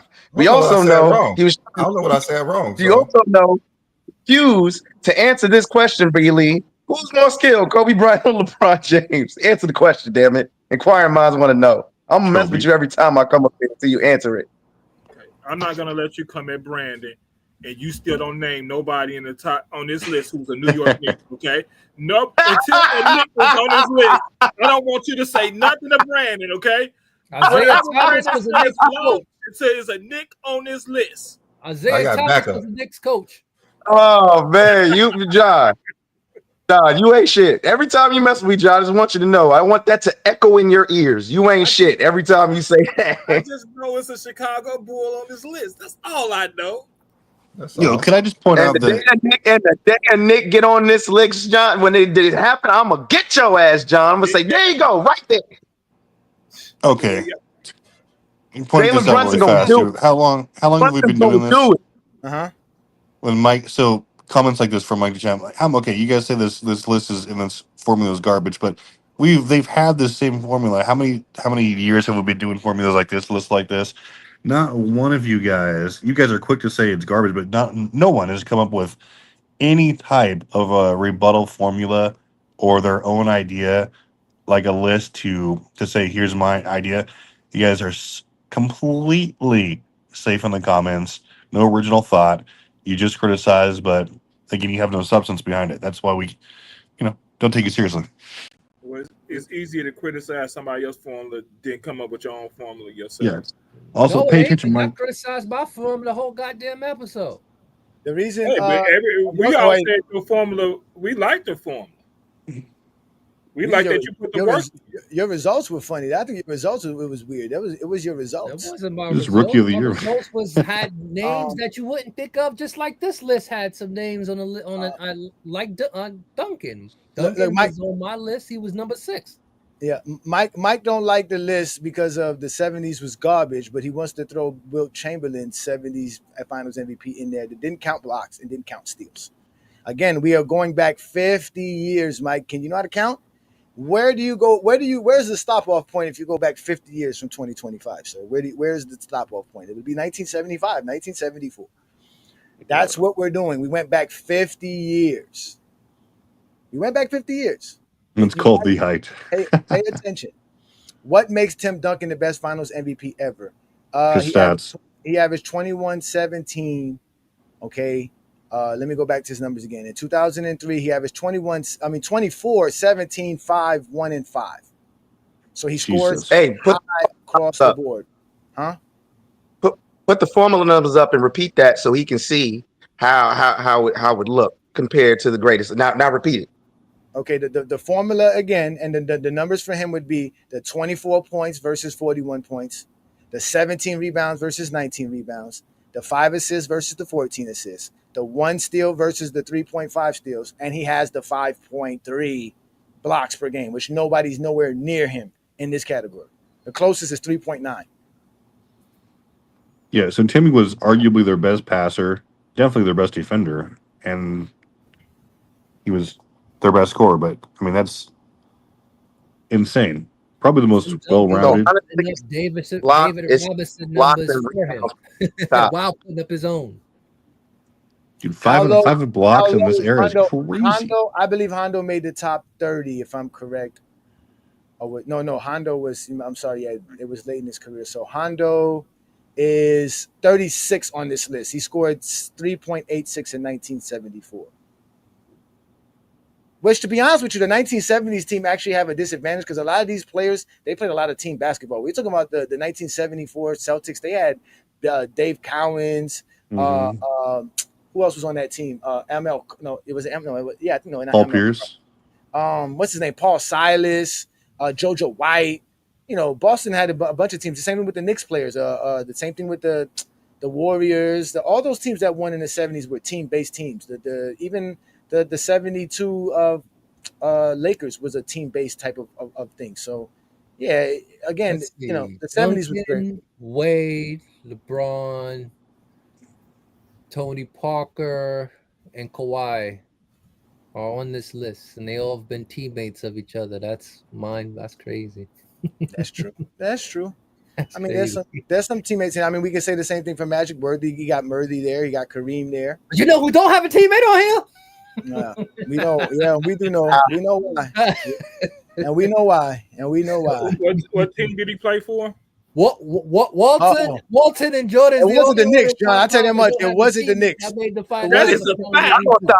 My Knicks, man. My Knicks are home, bro. That's a fact. Y'all not gonna keep triggering this. Walton and Jordan is the only top 5 Rose, stop that. Patrick Ewing averaged 5-point-something blocks in his finals. In one finals. They don't like Bill Walton. Bill Walton was out there. MVP, sir. He didn't have the Finals MVP. No, I know that, but I'm just saying that. His blocks was crazy, though. Just so y'all know, if Starks hits the 3, it's a different story, right?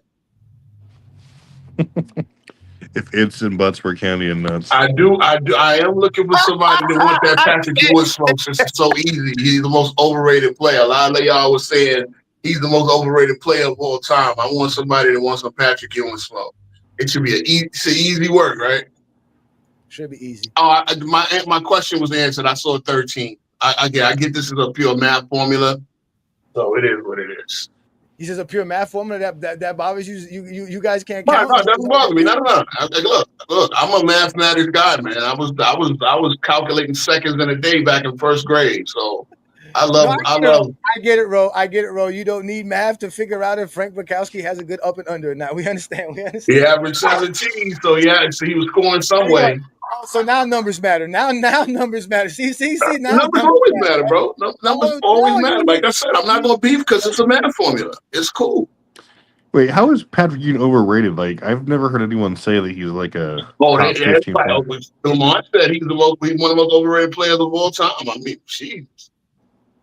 I mean, where do people have him though for him to be overrated? They had to cheat for the draft just to draft Patrick Ewing. That man is great. Man. Well, they didn't want to send him to Sacramento or Indiana. What would have been he's what, like a top 30, like a top 30 player? I mean, I thought we were talking about champions. But y'all brought up the Knicks taking shots because y'all saw a couple of Knicks fans in the Johnny, what was Kawhi's 2019 stats? In 2019, Kawhi Leonard put up 28.5 points per game, 9.8 rebounds, 4.2 assists, 2 steals, and 1.2 blocks per game. That was such a great series. Yeah, he played great. Shooting 43% from the field. KD got hurt. Clay got hurt. That was a lucky ass chip. Fuck them boys. Now we talking about injuries, huh? Yeah. Wow. I mean, y'all can get mad all y'all want to. It's nobody's fault that the player y'all think is the greatest player of all time doesn't measure up to the greatest player of all time. That's just the fact. Oh Lord, and ABC numbers, we get it. What NBC numbers? What NBC numbers? ABC points, rebounds, assists. More a point. The top 5. ABC points, rebounds, assists, steals, blocks. We get it. I understand. All right, what else should we use, Ro? Efficiency, 3-point efficiency. All right, how are we going to grade Shaq's 3-point efficiency to Stephen Curry's? Is that fair? Right. That's true. But use total shooting. Total shooting is the equalizer. Again, is it fair to compare Shaq's field goal percentage to Kobe Bryant's field goal percentage? No, but you can use CS percentage. So total shooting percentage is sort of the equalizer. What is total? There's no such thing as total shooting percentage. What are you talking about? True shooting, man. True shooting percentage. It still wouldn't equalize, real, because they're not taking threes at volume. Hold on, I got this. Listen, true shooting percentage also would give you an advantage for people who shoot threes. So how are we going to do that? I get it, but then it would also give an advantage to people who get most of their work towards the basket. So Shaq wouldn't be that disadvantaged. I'm just saying. I mean, look. I love these theories. It's great. I'm not beefing with y'all guys' list. It points a nice, pretty picture. The top 5. I mean, you could also say blocks. You could also say blocks is a little bit unfair to put for guards, right? Guards don't usually get a lot of blocks. All right, let me give you a reason why none of this is unfair. Blocks and rebounds give advantages to big men. Steals and assists give advantages to guards. Points are neutral. So altogether, it's 2-2-1 in this category. It is even. Yep. Yeah, I guess so. You know what's not even? Having a teammate on this list. That's not even. You know who don't got a teammate on this list? Bill Walton. Like I said, Jordan and Walton. Bill Walton played with Bird, didn't he? In the finals. Don't have a teammate that's on this list somewhere. Let me address Mark S here, who says turnovers and missed field goals. I ask you, Mark, who is the greatest player for the least amount of turnovers in NBA history and missed field goals in NBA history? Then we'll answer your question after that. Here we go again. How many games played in that series? We didn't do that because you don't want to give somebody an advantage for playing 7 games to someone who played 4 games. When you really played 4 games, you swept somebody, and you played 7 games, you really didn't. So we didn't use totals, which is why we took totals out of this. We just kept it to per game averages. Mm-hmm.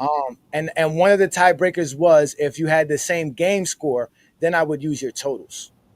Wait a minute, you said you didn't use totals because people didn't play the same amount of games, so totals is not a very accurate way to use it. Did you? No, that's not what I said. I said because somebody who would won in 4 games would have a disadvantage compared to someone who had to take 7 games to win their 4 games.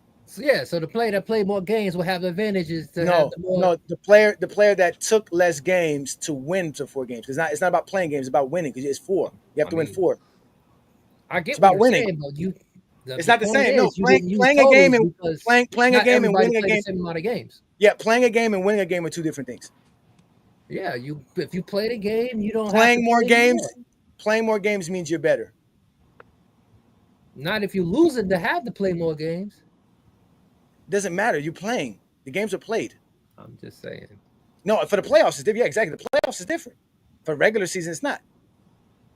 It's different for the playoffs, but it's still a game played is a game played. The more games you play, the better you are as a player. This is just for one series, not for a career.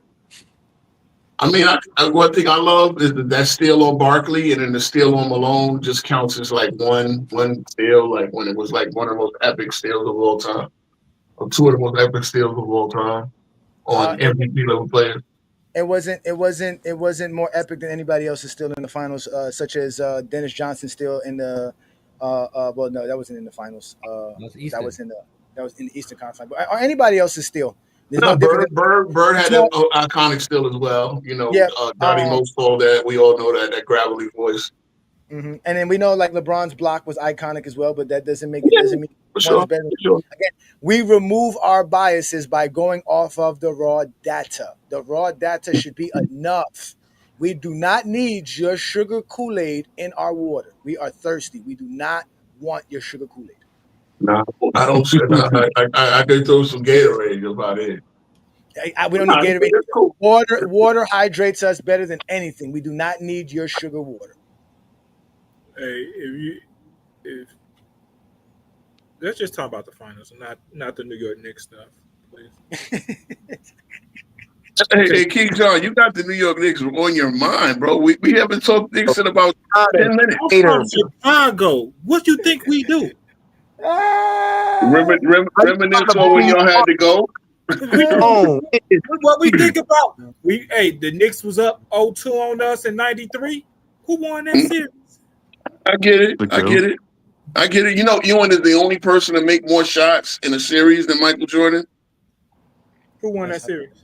I understand it. Y'all won a series. Charles Smith can't walk the streets to this day. It's about wins and losses. Charles Smith's son came on TikTok. He got tore up by Knicks fans. And we're supposed to be talking finals, not Knicks. Okay, so let's ask Dream Money could buy this right here. He says the formula so ABC 1, 2, 3. I know it brings you back to when you were in school and you actually thought you graduated, but they just pushed you forward. So let's get you understanding this. It would indicate Iggy's finals was more impactful than Chauncey Billups. Where did you get that it was more impactful, and how do you measure impact since you use that word yourself? Y'all got to do a better job, GOAT James Kingdom. This is disgusting. You can't do a better job. Just define impact for us. How do you measure impact? We'll never get an answer. We're looking for the comments. We're looking forward to the comments. And we don't need your Gatorade either. We're looking forward to your comments. See, can I just throw something on that? The monumental upset that finals was, I would find a way to kind of, put the, who, because y'all love to use the who was favorite. Well, Detroit was monumental. No, we don't. We do not go off of degenerate gamblers and their odds. No, Vegas does not know who is the better team. No, we do not go off of favorites.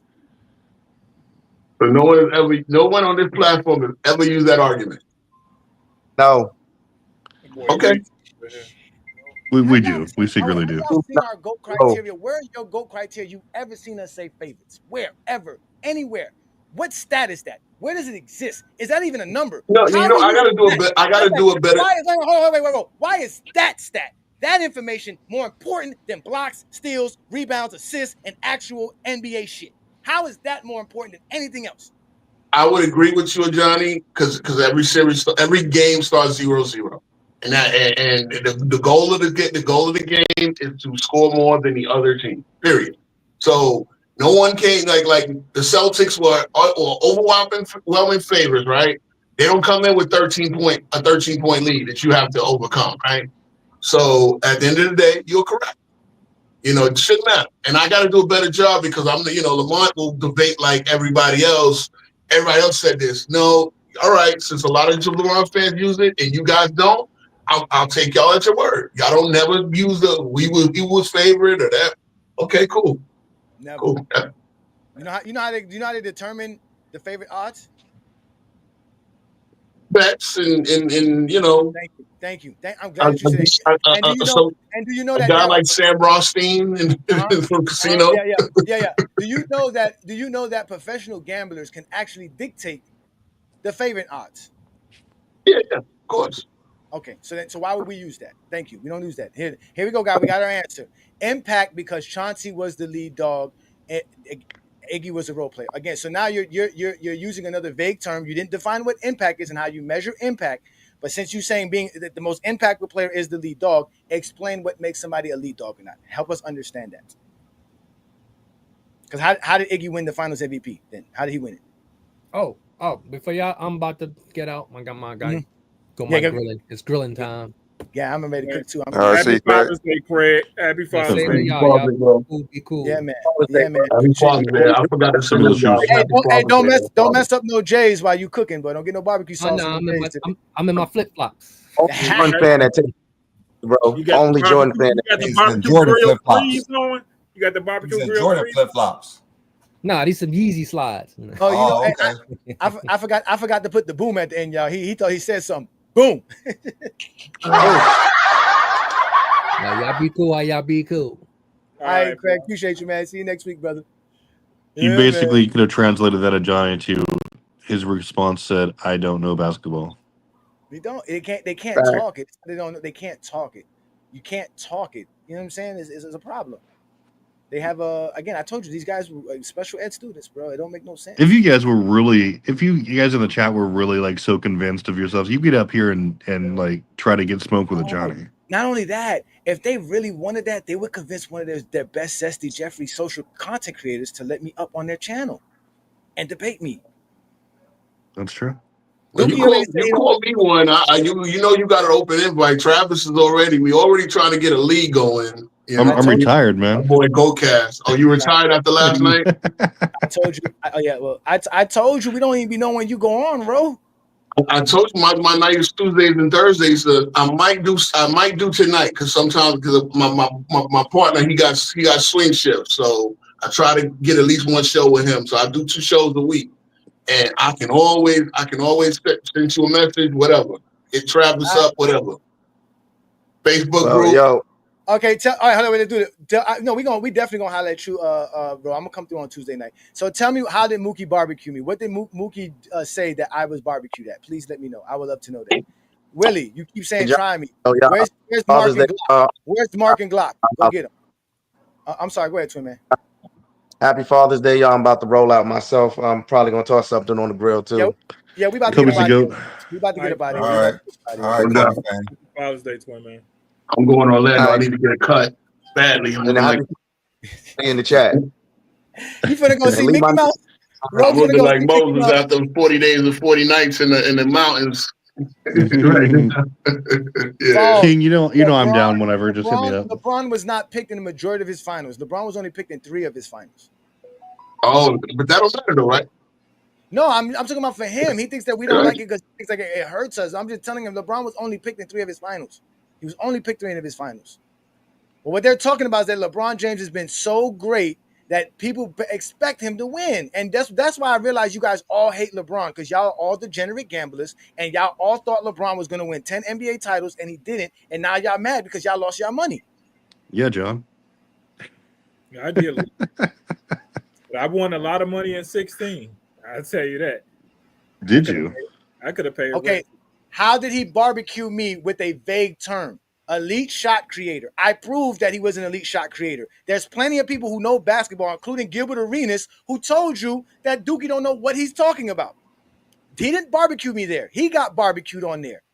I proved that Jason Terry was an elite scorer. His own statistics that he brought up says that Jason Terry does everything he said Jason Terry doesn't do.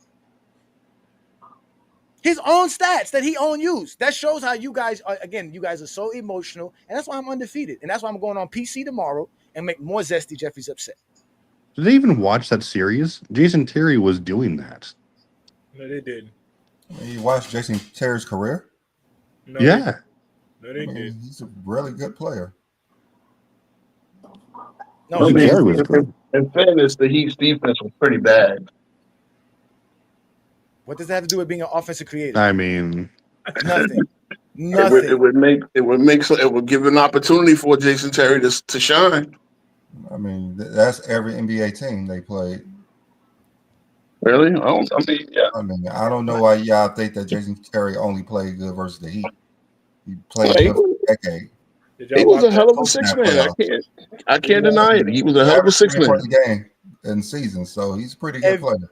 If you had the Miami Heat win a championship in 2011, you had over expectations for the Miami Heat. Those are the facts, ladies and gentlemen. You can't tell me that they overachieved predicated on your false premise on who's supposed to win or not. Well, everyone saw the Lakers God winning. did say he was going to get not 7, not 8, not Again, if you believe LeBron James was going to win 8 NBA titles, you are just as delusional when Michael Jordan said he was going to pass Bill Russell when he told Bill Russell the same thing. And when Michael Jordan was out here doing this after winning his 5th title, when he was and when he was in the locker room saying he was going to win 8 or 9 and loud to the public. Hey, look, you're supposed to believe in yourself. No one has ever got on. But it's different for LeBron. But it's different for LeBron. It's different for LeBron. No, the difference is that you don't believe Jordan. LeBron the difference is that followed that up by saying, "I really believe." No, because LeBron's Messiah. He's supposed to speak the truth. If you don't speak the truth, never believed Jordan could win 8 or 9 championships, but you believe LeBron. Jordan's not the Messiah like LeBron. Well, wait a minute. Jordan left on top twice. Jordan left on top twice. He didn't get knocked off the perch. 8 championships in your mind. He could have never won that. For you, LeBron could have. That's I believe, honestly don't. Let me tell you something. I didn't believe he won the 6. I thought they were going to lose every one of those finals. I thought they were going to lose. But he won the 6 and he retired twice after the 3 making up stuff now. We just gonna make up stuff now. What did I make up? Yeah, that's what we're doing. I spoke facts. He did retire after winning 3-peats twice, right? We don't believe that you didn't think he was going to win none of them. You really thought? Oh no, I do. I did. Trust me. Trust me. Yeah, trust me. When I got the Lakers hat, I was a Magic guy, and they had all the experience. The Blazers, I thought they had a better team. The Suns, I definitely thought they had a better team. You saying that now? Listen, don't time him out, Asante. Don't time him out. Let him sit there because we want him to go run back the vision. We want him to go run back to all of the TikTokers that he wants to have them because he thinks those are the only ones that can check me. Let him hear everything and go running back to those guys. Let him do that. Let him chill here. Let him enjoy himself. Please let him enjoy himself. Yeah, don't get in your feelings, Asante. You timed me out one time when I was cooking, but it's all good. Oh, so y'all don't call Jordan Black Jesus? Somebody called him that. It wasn't me. No, I'm talking to the Zesty Jeffries in the comments. Oh, okay. Y'all talking about LeBron being the best. Well, LeBron, I was going to say LeBron did call himself the chosen one. Was Jesus Christ. LeBron called himself the chosen one. King James. 09. I said his haters believe he's the Messiah. No, I don't. First of all, 3-peat is not a record. So I don't recognize 3-peat for anything other than you just won 3 championships. That's it. If Kobe would have won 6 championships, it probably would have knocked him ahead of Michael Jordan. He would probably be 5th and Jordan would be 6th on my list. You like that answer? I know you don't. Kobe, if he win, he's 1,000% top 5 if he wins in 08. Well, I'll tell you this right now. No matter if you call him Jesus or not Jesus, he's still fake. The letter J didn't exist till the 1400s. So nobody born 2,000 years ago was ever named Jesus. Jesus, dude. Jesus. I think they called him Yeshua or something like that. Jesus starts with a J. Yeah. Yeshua starts with a Y. J and Y have no correlation with one another. I mean, for almost 1,000 years, they thought Jesus was a white man with blue eyes. So nobody thought that. Yeah. Well, they still do. We've destroyed one religion already. We don't need to go after another one. We already destroyed the Zesty Jeffrey Coalition. We don't need to go after the Christians. We'll leave that alone today. So as you can see, once we tail away from talking basketball and start talking about other stuff, the Zesty Jeffries have won. They've disrupted the show. We're no longer talking basketball. We're talking some other nonsense. So we're going to end today's show with, again, Yeah, the top 50 greatest finals performances of all time. Again, all players were graded towards this finals performance. These are all the greatest performers in each statistical category. So Michael Jordan scored 41 points in the finals. Walton had 19 rebounds in the finals. Magic had 14 assists in the finals. Rick Barry had 3.5 steals in the final. And Tim Duncan had 5.3 blocks in the NBA What year did finals. Magic do that? Was that 87? I think that was 85. 85? Yeah, he didn't win the Finals MVP, but he had the most assists in the NBA Finals. So, in the series. So you have that right there, right? And then that's how you grade every player. If there was a player to do this, they would score 10 out of 10 because these are the greatest accomplishments of all time. So all players were measured by that. And when we do that to round off, basically, let's just start from the top so we can get y'all upset from the beginning. Number 1 is Tim Duncan. LeBron's 2016 year, Jordan's 91 year. Then we got Walton, Shaq, Hakeem, Shaq, Magic, Bird. Giannis ends off the top 10. From 11 to 30, we have these guys here. There's some guys here that y'all probably going to ask about: the 93 Jordan, the 06 Wade, 09 Kobe, 2017 Durant. All of these guys are on here. 2019, Kawhi. 2020, LeBron is on here as well. 2002 Shaq made the list here as well. And then this rounds off the top. This rounds off the top 50 players in general. You have the rest of Jordan's championships, his second three-peat championships here. You have the LeBron Finals MVP winners here: Dirk Nowitzki, Kawhi Leonard, Iggy, Tony Parker. You have Hondo in this. You have Isaiah Thomas in here. Paul Pierce's championship over Kobe's here. We have Curry in this list. So again, these are the top 50 greatest finals performances of all time that we did here with our own GOAT James Kingdom formula. Again, if you want more information about our GOAT James Kingdom formula, go back about 2 years into our channel. You'll see this stream right here, which is our top 50 greatest players of all time, using the same formula. And we just had different stats and accolades that we graded players off of. And that's what we do here in GOAT James Kingdom. We make the best of the best. And we basically told y'all who the greatest finals performers of all time was, and it wasn't LeBron James. So y'all can't call us biased. Y'all can't say we always trying to make LeBron this, LeBron that. As you can see, Tim Duncan ended up being number 1 on our list because we are completely objective here in GOAT James Kingdom. We do the best thing as far as showing you guys the greatness of players and across eras. It doesn't matter what era you're part of, what rules you played in. None of that matters to us. All that matters is what you did on the basketball court and how great you are at doing it. And that's why we're GOAT James Kingdom. Again, if you like what we do here, join us every Sunday, noon Eastern time, right here on the GOAT James Kingdom show with B. Lee and A. Johnny. We do this 12 Eastern. Exactly at 12 on the dot. You'll see the show kick off and get ready to go. Again, if you like what we do here, don't be afraid to support our channel by becoming a GOAT James Kingdom member. It only costs $4.99 to become a member of GOAT James Kingdom. That is the Knights of GJK. If you want to step up your membership and get a custom T-shirt and get more exclusive content, become a Castle Knights of GJK. If you really want to support us, you could become the King's Guard. Not only does that come with all the other perks, like the custom T-shirt, but we get to add special things like a GJK hat and posters as well that go along with that membership. These are all the tiers to becoming a member of GOAT James Kingdom. And again, we're going to continue to grow our content and give you guys exclusive content like The Radar, which is at 9 p.m. Eastern every Saturday. Yesterday's show was a classic show, completely one of the best shows in GOAT James Kingdom in the last 3 years. I'm not going to lie. I was completely entertained. I watched it twice already. So if you didn't get a chance to watch Travis, Mr. AKA T Perfect, debate versus Lamont, FYF Sports, on why Kobe Bryant is a top 10 player, you need to go check it out. Travis did a great job, and so did Lamont. But you guys know, if you want me, you know where to find me. Friday nights with the Friday Night Exposure. We do adult content at 9 p.m. Eastern right here on GOAT James Kingdom, where we debate. You know me, I don't play games. I bring you guys great content every Friday night right here on GOAT James Kingdom. So make sure you check that out. Also, don't forget the Alan Powell Show is also available on the GOAT James Kingdom channel. You can definitely subscribe to his channel and hit the ring notification there. So that way you know when he pops up. That's every Wednesday, 9 p.m. Eastern, 8 p.m. Central. The Alan Powell Show is available on GOAT James Kingdom. And also, don't forget tomorrow night, play-by-play stream for the NBA Finals. Your boy, A. Johnny, and all the GOAT James Kingdom members like Womboy, Mar, everybody that shows up to support me and Brandon, what we do for the finals. We're going to be back for Game 5 in OKC to see what happens in that game. So catch me tomorrow at 8:15 Eastern, as I will give you guys all the stuff that goes along with that. But like I always told you guys, Brandon and I are GOAT James Kingdom. It's not just me. It's two fellas here, and we're the best at debating any one of you zesty Jeffries. We create chaos in the GOAT debate world because we show that LeBron James is the greatest player to ever play the game. So thanks for joining us again on another great Sunday afternoon. You guys have a great Sunday. Everybody enjoy your Father's Day. Stay safe. Make sure you don't burn yourself on the grill. Be very careful on the grill if you're grilling.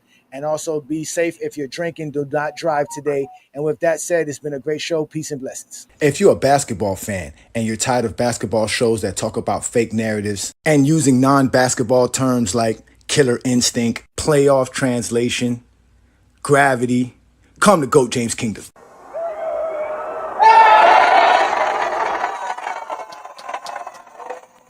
Welcome to GOAT James Kingdom, where basketball lives forever.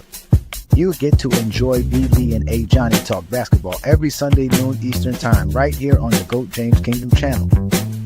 Support by subscribing and also check out the membership at GOAT James Kingdom.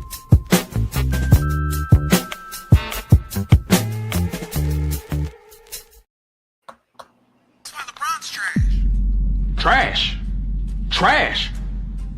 LeBron Ramon James Sr., born December 30th, 1984 at approximately 4:04 p.m. Eastern Standard Time, the greatest human being blessed among us mere mortals? 4 rings, 4 MVPs, the league scoring record, and he got more records than MJ and Kobe combined. Loving husband and devoted father of 3. Don't you ever disrespect my basketball daddy, you understand me? You know what? Log off, uninstall the game, and tell your mama to ground you, because your mouth is reckless. Go disrespect LeBron James. Oh, I cannot believe you. I hope you break your ankles next pickup game, little nigga. Lakers in 5. Baby! You disrespect LeBron again.